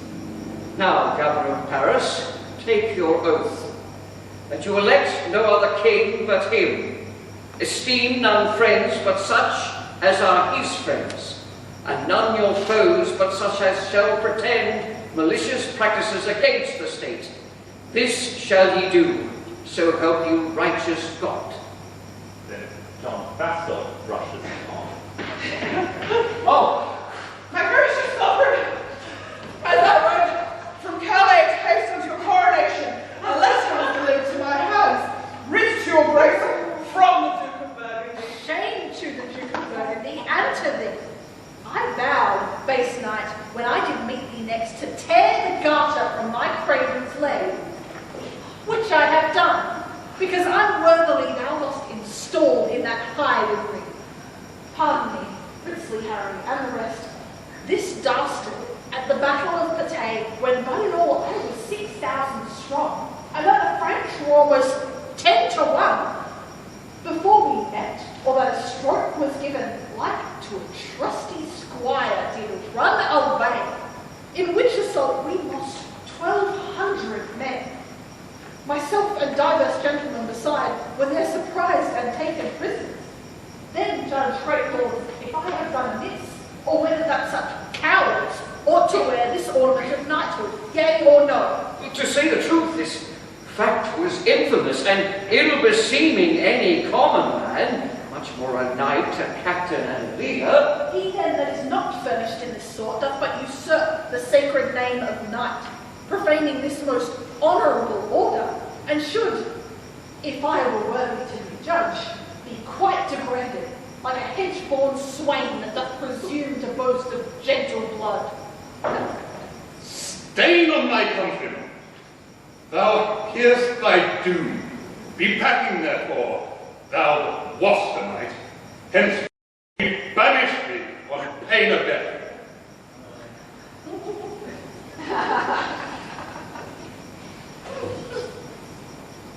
And now, my Lord Protector, view the letter sent from our uncle, Duke of Burgundy. What means his grace that he hath changed his style? No more but plain and bluntly to the king. Hath he forgot he is his sovereign? Or doth this churlish superscription pretend some alteration in goodwill? What's here? I have, upon the special cause, moved with compassion of my country's wreck, together with pitiful complaints of such as your oppression feeds upon, forsaking your pernicious faction, joined with Charles, the rightful king of France. Monstrous treachery! Can this be so? That in alliance, amity, and oaths there should be found some false dissembling guile? What? Doth my uncle Burgundy revolt? He doth, my lord, and is become your foe. Is that the worst the letter doth contain? It is the worst, and all, my lord, he writes. Why then, Lord Talbot, there shall talk with him, and give him chastisement for this abuse. How say you, my lord? Are you not content? Content, my lord. Yes, but that I am prevented, I should have begged I might be informed. Then gather strength and march unto him straight. Let him perceive how ill we brook his treason, and what offence it is to flout his friends. I go, my lord. The heart desiring still you may behold confusion of your foes. Grant me the combat, gracious sovereign. And me, my lord, grant me the combat too. This is my service. Hear him, noble prince. And this is mine, sweet Henry. Favour him. Be patient, lords, and give them leave to speak. Say, gentlemen, what makes you thus exclaim? And wherefore crave you combat? Or with whom? With him, my lord, for he hath done me wrong. And I with him, for he hath done me wrong. What is this that wrong whereof you both complain? First let me know, then I'll answer you. Crossing the sea from England into France, this fellow here with envious carping tongue upbraided me about the rose I wear, saying the sanguine leaves, colour of the leaves, did represent my master's blushing cheeks. When stubbornly he did repugn the truth about a certain question in the law, argued betwixt the Duke of York and him, with other vile and ignominious terms, in confutation of which rude reproach, and in defence of my lord's worthiness, I crave the benefit of law of arms. And that is my petition, noble lord. For though he see him with forged quaint conceits set a gloss upon his bold intent, yet no, my lord, I was provoked by him. And he first took exception to this badge, pronouncing that the paleness of this flower were rate the faintness of my master's heart. Will not this malice, Somerset, be left? Your private grudge, my lord of York, will out. No ne'er so cunningly you can smother it. Good Lord, what madness rules in brain-sick men, when for so slight and frivolous a cause such factious emulations shall arise. Good cousins both, York, Somerset, quiet yourselves, I pray, be at peace. Let this dissension first be tried by quiet, and then your highness shall command of peace. The quarrel touches none but us alone. Betwixt ourselves let us decide it then. There is my pledge, except that Somerset Say, let it rest for a gap first. Confirm it so, my honourable lord. Confirm it so! Confounded be your strife, and perishing with your audacious prate. Presumptuous vassals, are you not ashamed with this immodest, clamorous outrage to trouble and disturb the king and us? And you, my lords, methinks you do not well to bear with their perverse objections, much less to take occasion from their mouths to raise a mutiny betwixt yourselves. Let me persuade you to take a better course. It grieves his highness. Good, my lords, be friends. Come hither, you that would be combatants. Henceforth I charge you, as you love our favour, quite to forget this quarrel and the cause. And you, my lords, remember where we are, in France, amongst a fickle, wavering nation. If they perceive dissension in our looks, and that within ourselves we disagree, how will their grudging stomachs be provoked to wilful disobedience and rebel? Oh, think upon the conquest of my father, my tender years, and let us not forgo that for a trifle that was bought with blood. Let me be umpire in this doubtful strife. I see for no reason that if I wear this rose,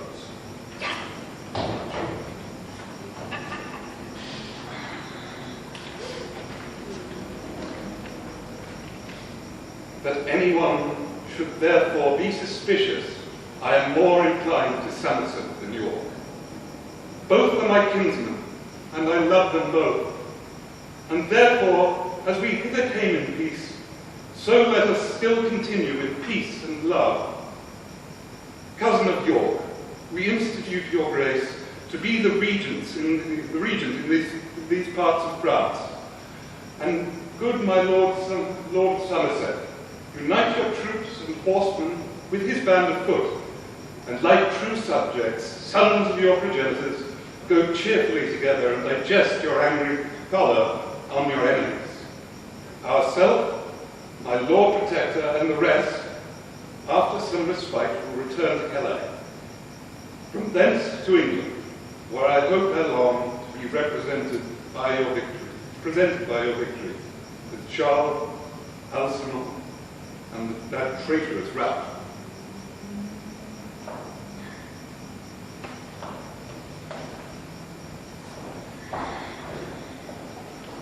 My Lord of York, promise you the king prettily methought did play the orange. And so he did, but yet I like it not, in that he wears the badge of Somerset.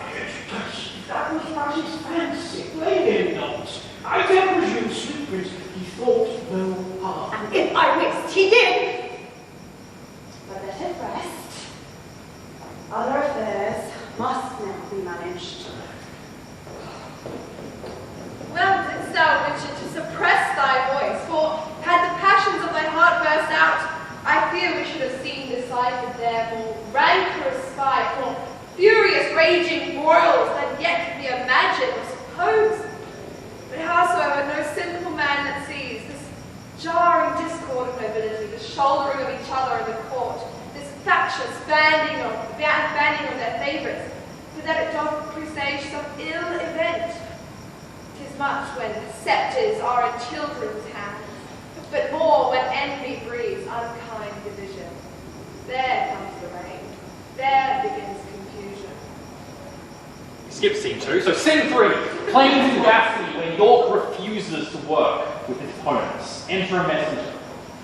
Are not the speedy scouts returned again, that dogged the mighty army of the Dauphin? They are returned, my lord, and give it out that he is marched to Bordeaux with his power to fight with Talbot. As he marched along, by your espials were discovered 2 mighty troops that the Dauphin led, which joined him with him and made their march for Bordeaux. Plague upon that villain, Somerset, that thus delays my promised supply of horsemen that were levied for this siege. Renowned Talbot doth expect my aid, and I am landed by a traitor villain, and cannot help the noble Chevalier. God comfort him in this necessity. If he miscarry, farewell wars in France. Enter the noble Sir William Lucy.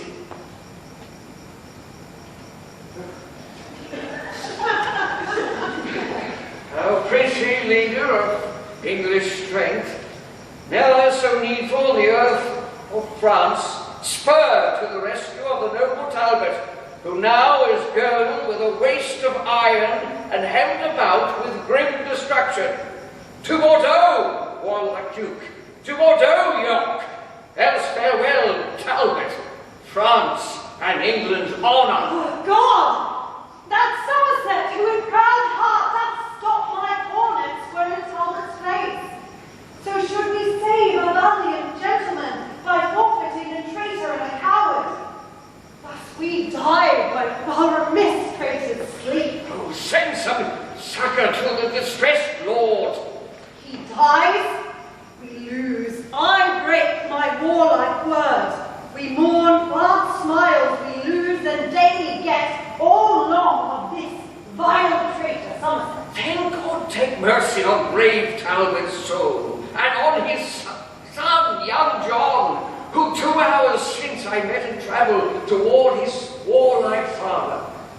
For 7 years did not Talbot see his son, and now they meet where both their lives are done. Alas, what joy shall noble Talbot have to bid his young son welcome to his grave? Away, vexations almost stopped my breath, that sundered friends greet in the hour of death. Lucy, farewell. No more my fortune can, but curse the cause, I cannot aid the man. Thus, while the vulture of sedition feeds in the bosom of such great commanders, sleeping neglection doth betray to loss the conquest of our scarce cold conqueror, that ever living man of memory, Henry V, whiles they each other cross, lives, honours, lands and all, hurry to loss. Scene 4. Plains not far away, where Somerset refuses to work with York. Enter Somerset with the captain of Talbots. It is too late, I cannot send them now. This expedition was by York and Talbot too rashly plotted. All our general force might with the sally of the very town be buckled with. The over-daring Talbot hath sullied all of his gloss of former honour by this unheedful, desperate, wild adventure.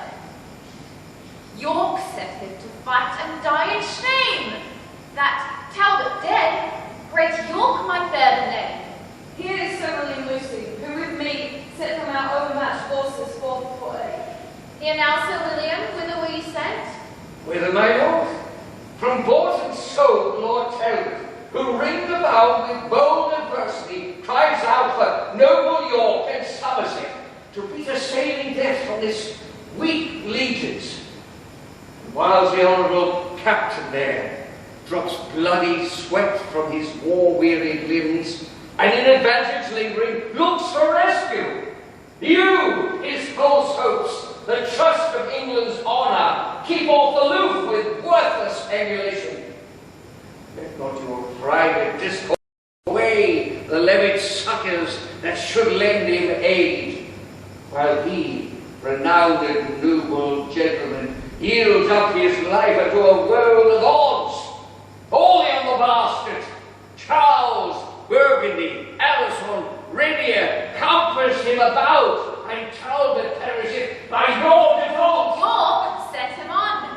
York should have sent him aid. And York, as fast as grace exclaims, swearing that you will hold his levy host collected for this thy expedition. York lies. He might have sent and had the force. I owe him little duty and less love, and take foul scorn to fawn on him by sending. For all the England, and not the fears of France, hath now entrapped the noble-minded Talbot. Never to England shall he bear his life, but dies betrayed to fortune by your strife. Come, go. I will dispatch the horsemen straight. Within 6 hours they will be unsafe. Too late comes rescue. He is ta'en or slain. For fly he could not, if he would have fled. And fly will Talbot never, though he might. If he be dead, brave Talbot, then adieu.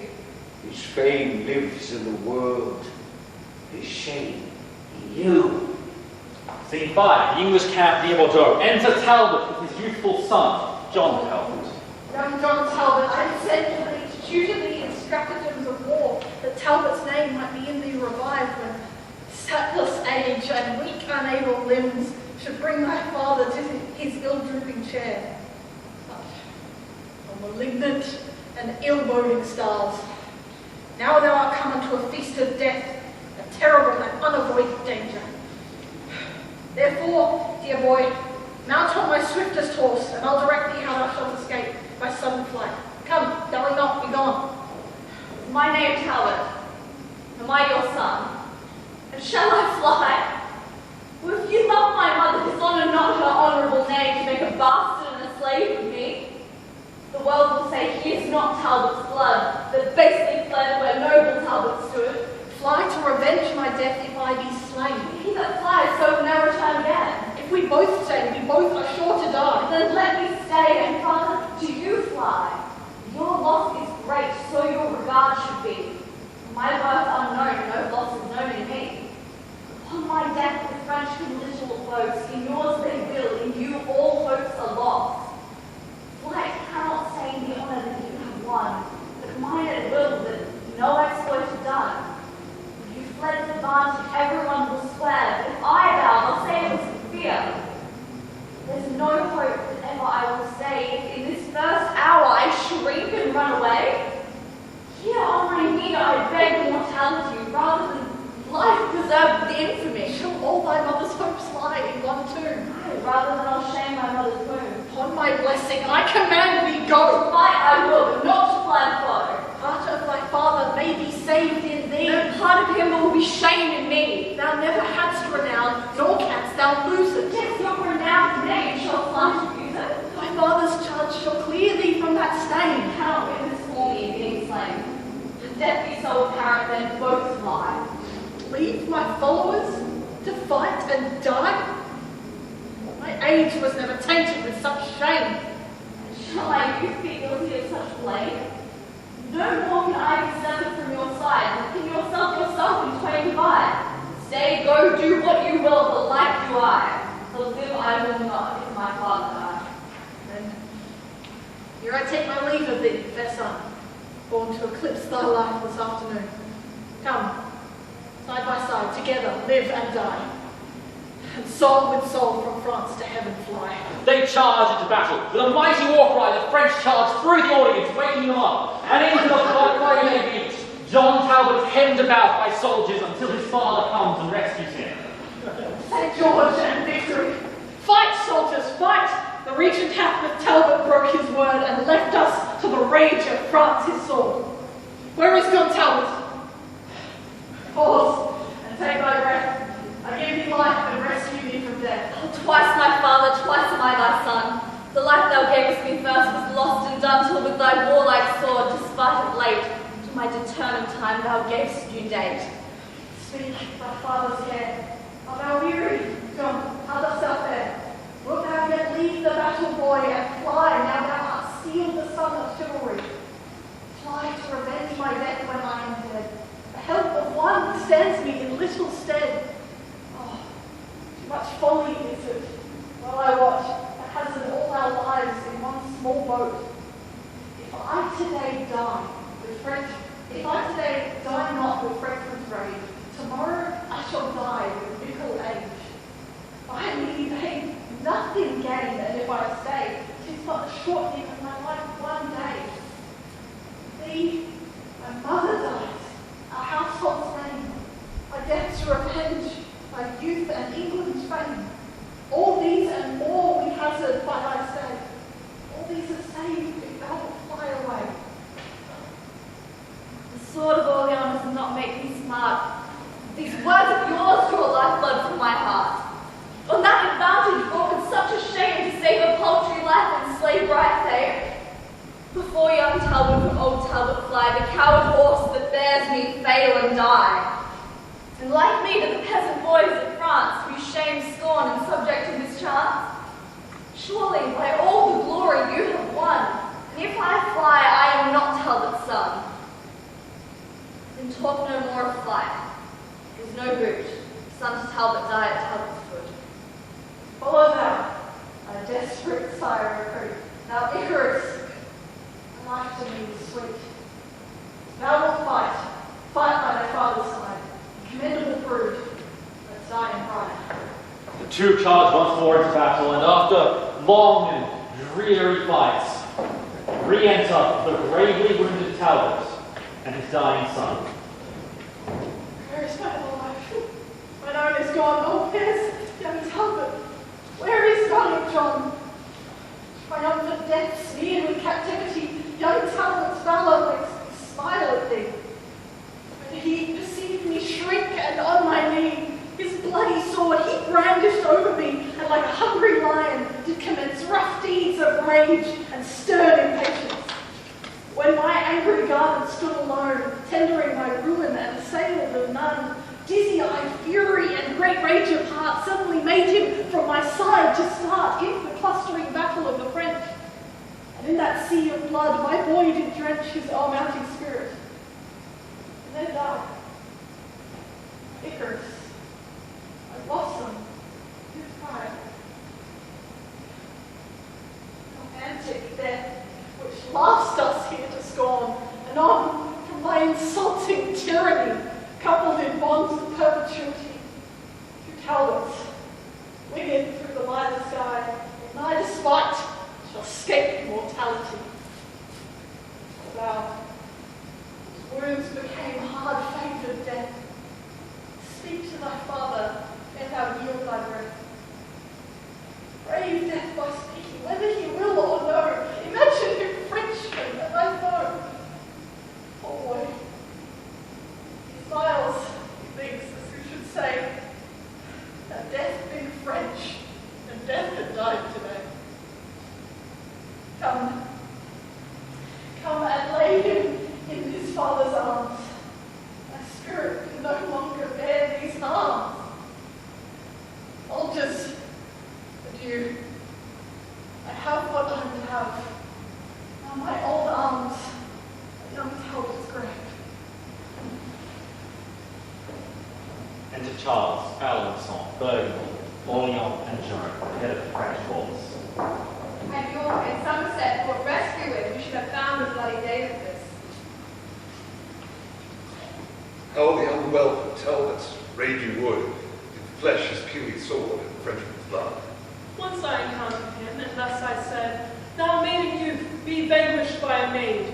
But with a proud, majestical, high scorn, he answered thus, Young Talbot was not born to be the pillage of a giglet wench. So rushing the vows of the French, he left me proudly, as an unworthy fight. Doubtless he would have made a noble knight. See where he lies, nursed in the arms of the most bloody nurser of his hearts. Hew them to pieces, hack their bones asunder, whose life was England's glory, Gallia's wonder. Oh no, forbear, for that which we have fled during the life, let us not wrong it dead. Sir William Lucy is led in by the French herald. Herald, conduct me to the Dauphin's tent to know who hath ordained the glory of the day.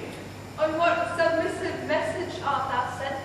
Submission, Dauphin, is a mere French word. we English warriors wot not what it means.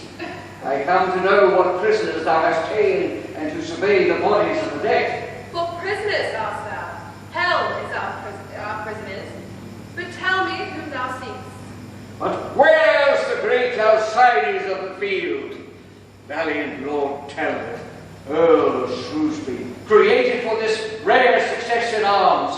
Great Earl of Washford, Warford and Valence, Lord Talbot of Goodrich and Oceanfield, Lord Strange of Blackmere, Lord Verdun of Alton, Lord Cromwell of Wingfield, Lord Furnival of Sheffield, the thrice victorious Lord Falconbridge, Knight of the Noble Order of St. George, worthy St. Michael and the Golden Fleece, great Marshal to Henry VI, and of all the worlds within the realm of France. Him that thou manifest with all these titles, stinking and blindman lies here in our feet. Is there a shame? The Frenchman's only scourge, your kingdom's terror and black nemesis? Who were mine eyeballs into bullets turned, that I in rage might shoot them at your faces? Oh, that I could but call these dead to life. It were enough to fright the realm of France, were but his picture left amongst you here. It would amaze the proudest of you all. Give me their bodies, that I may bear them hence, and give them burial at the scenes they worth. I think this upstart is old Talbot's ghost. He speaks with such a proud commanding spirit. For God's sake, let him have them. To keep them here, they would but stink and putrefy the air. Go, take their bodies hence. Now bear them hence, but from their ashes shall be reared. A phoenix shall make all France afeard. So we be rid of them. Do with them what thou wilt. And now, to Paris in this conquering vein. All will be ours, now bloody Talbot slain. Act 5, Scene 1, the palace in London. Enter King Henry VI with Gloucester and Exeter.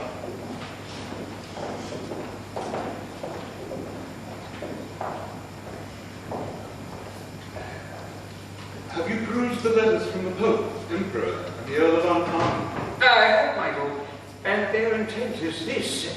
They humbly sue unto your excellence to have a godly peace concluded of between the realms of England and of France. How doth your grace affect their motion?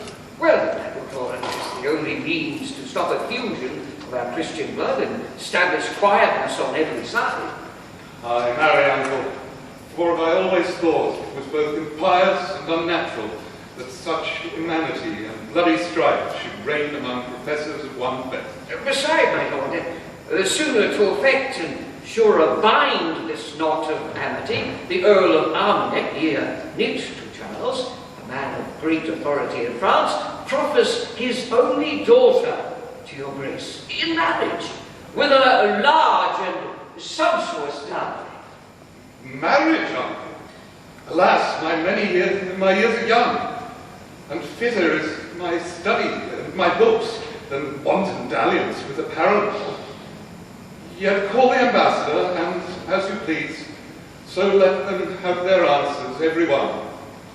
I shall be well content with any choice tends to God's glory and my country's weal. Enter Winchester, now dressed as a cardinal, with 2 ambassadors. What? Is my Lord of Winchester installed and called unto a cardinal's degree? Then I perceive that will be verified. Henry V did sometime prophesy. If once he came to be a cardinal, he'll make his cap co-equal with the crown. My lords ambassadors, your several suits have been considered and debated on, and therefore we are certainly resolved to draw conditions of a friendly peace, which by my Lord of Winchester we mean shall be transported presently to France. And for the proffer of my lord, your master, I have informed his highness so at large as liking of the lady's virtuous gifts, her beauty, and the value of her dower. He doth intend she shall become England's queen. In argument and proof of which contract, bear her this jewel, pledge of my affection. And so, my Lord Protector, see them guarded and safely brought to Dover, where in shipped commit them to the fortune of the sea.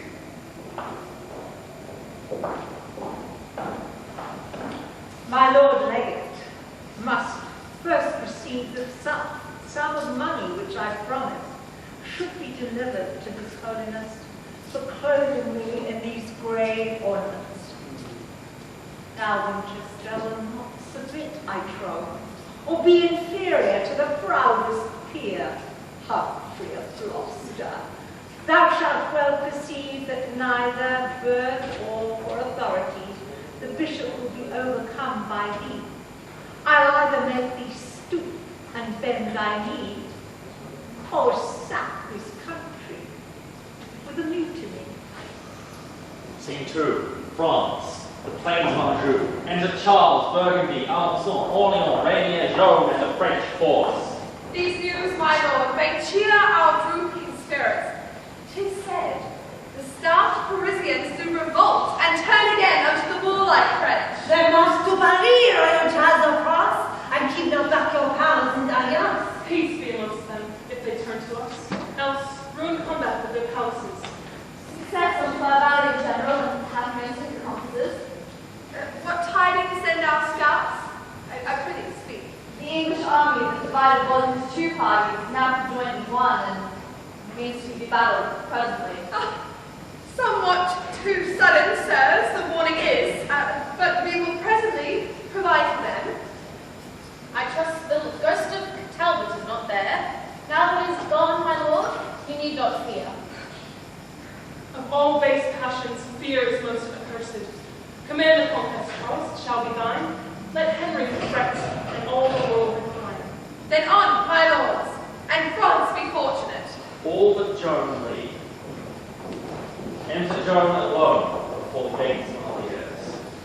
The region conquers, and the Frenchmen fly. Now help, ye charming spells and periacs.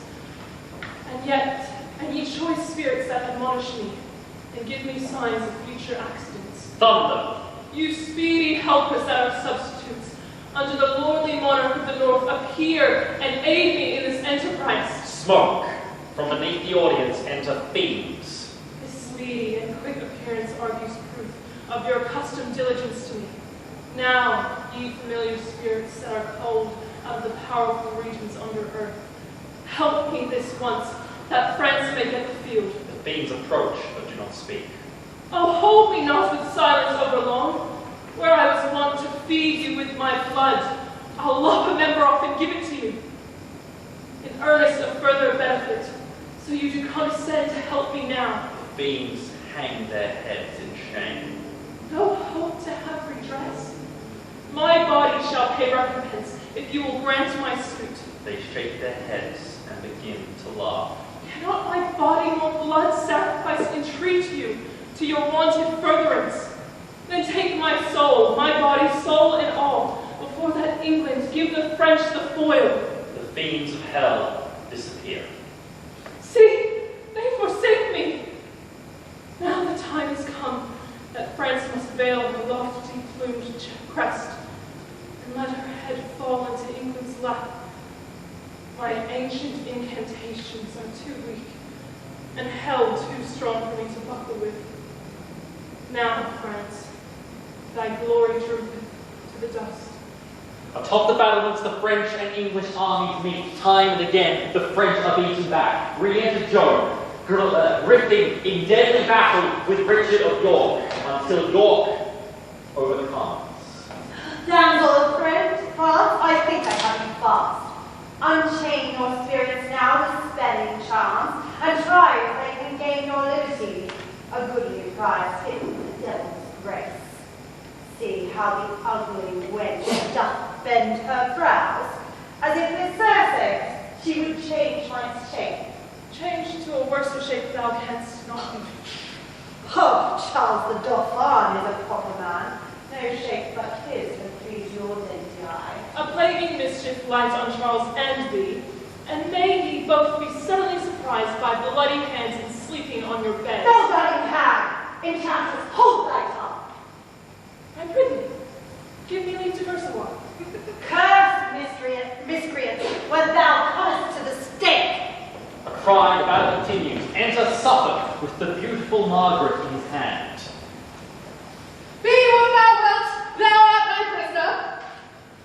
Oh, fairest beauty, do not fear or fly, for I will touch thee with reverent hands, and kiss these fingers for eternal peace, and lay them gently to thy tender side.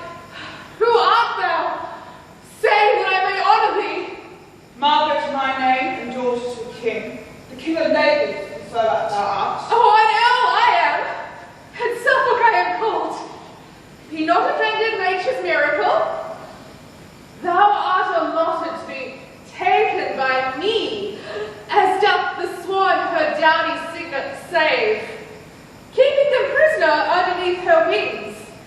Yet, if this servile usage be once offend, go and be free again with Suffolk's friend. No! Oh, stay! Stay! I have no power to let her pass. My hand would free her, but my heart says no. Has placed the sun upon the glassy streams, twinkling like another counterfeited beam. So seems this gorgeous beauty to my eye. Fain I would woo her, yet I dare not speak. I'll call for pen and ink and write my mind. Fie, Delapole! Disabled but thyself, hast thou not a tongue? Is she not here? Wilt thou be doubted by a woman's sight? Ay, beauty's princely majesty is such, confounds the tongue and makes thy senses rough. Say, Earl of Suffolk, if thy name be so, what ransom must I pay before I pass? For I perceive I am my prisoner. How canst thou tell that she will deny thy suit before thou stakes a trial of her love? Why speakst thou not? What ransom must I pay? Oh, she's beautiful and therefore to be wooed. She is a woman, and therefore to be won. Wilt thou accept a ransom, yea or no? Oh, yeah, old man, remember thou hast a wife. Then how can Margaret be thy paramour? Oh, best leave him, he will not hear.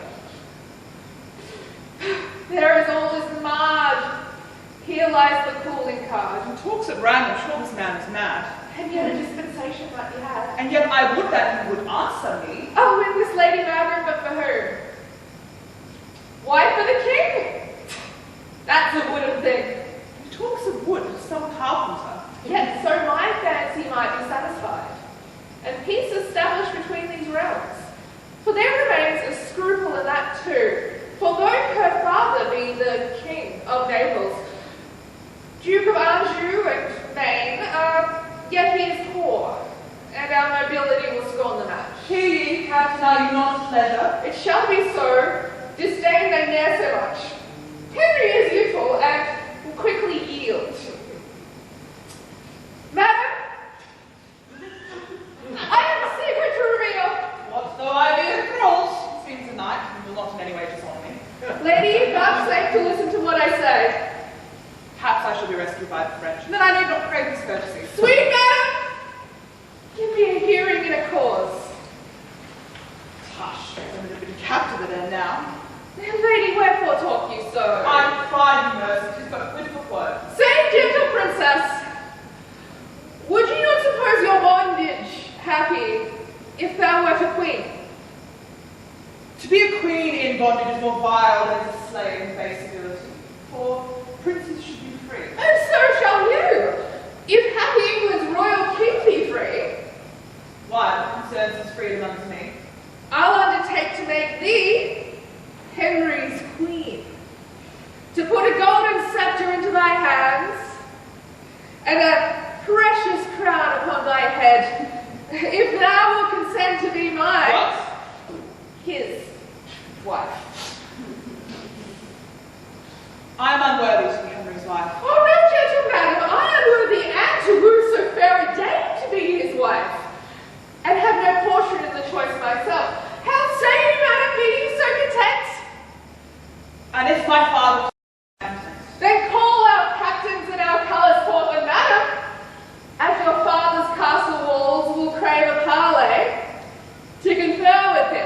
balcony, enter Rainier.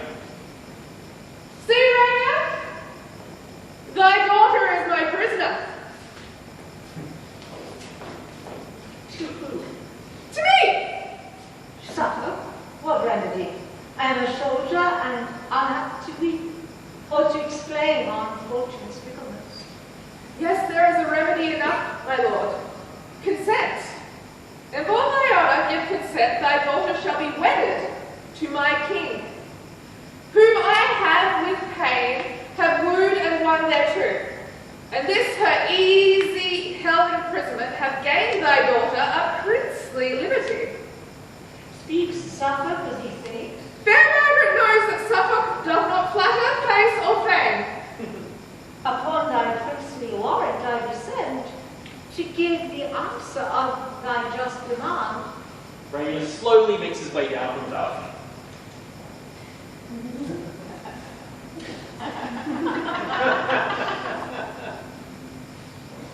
And here I will expect thy coming. Welcome, brave Earl, into our territories. Command in Anjou, what your honour pleases. Thanks, Rainier. Happy for such a sweet child, fit to be made a companion with a king. What answer make your grace upon my suit? Since thou dost deign to will her little worth, to be the princely bride of such a lord, upon condition I may quietly enjoy my heart, the country, men, and Anjou, free from oppression or the struggle of war. My daughter shall be Henry's, if you please. That is her ransom, and I deliver her. And those 2 counties I will undertake, your grace shall well and quietly enjoy.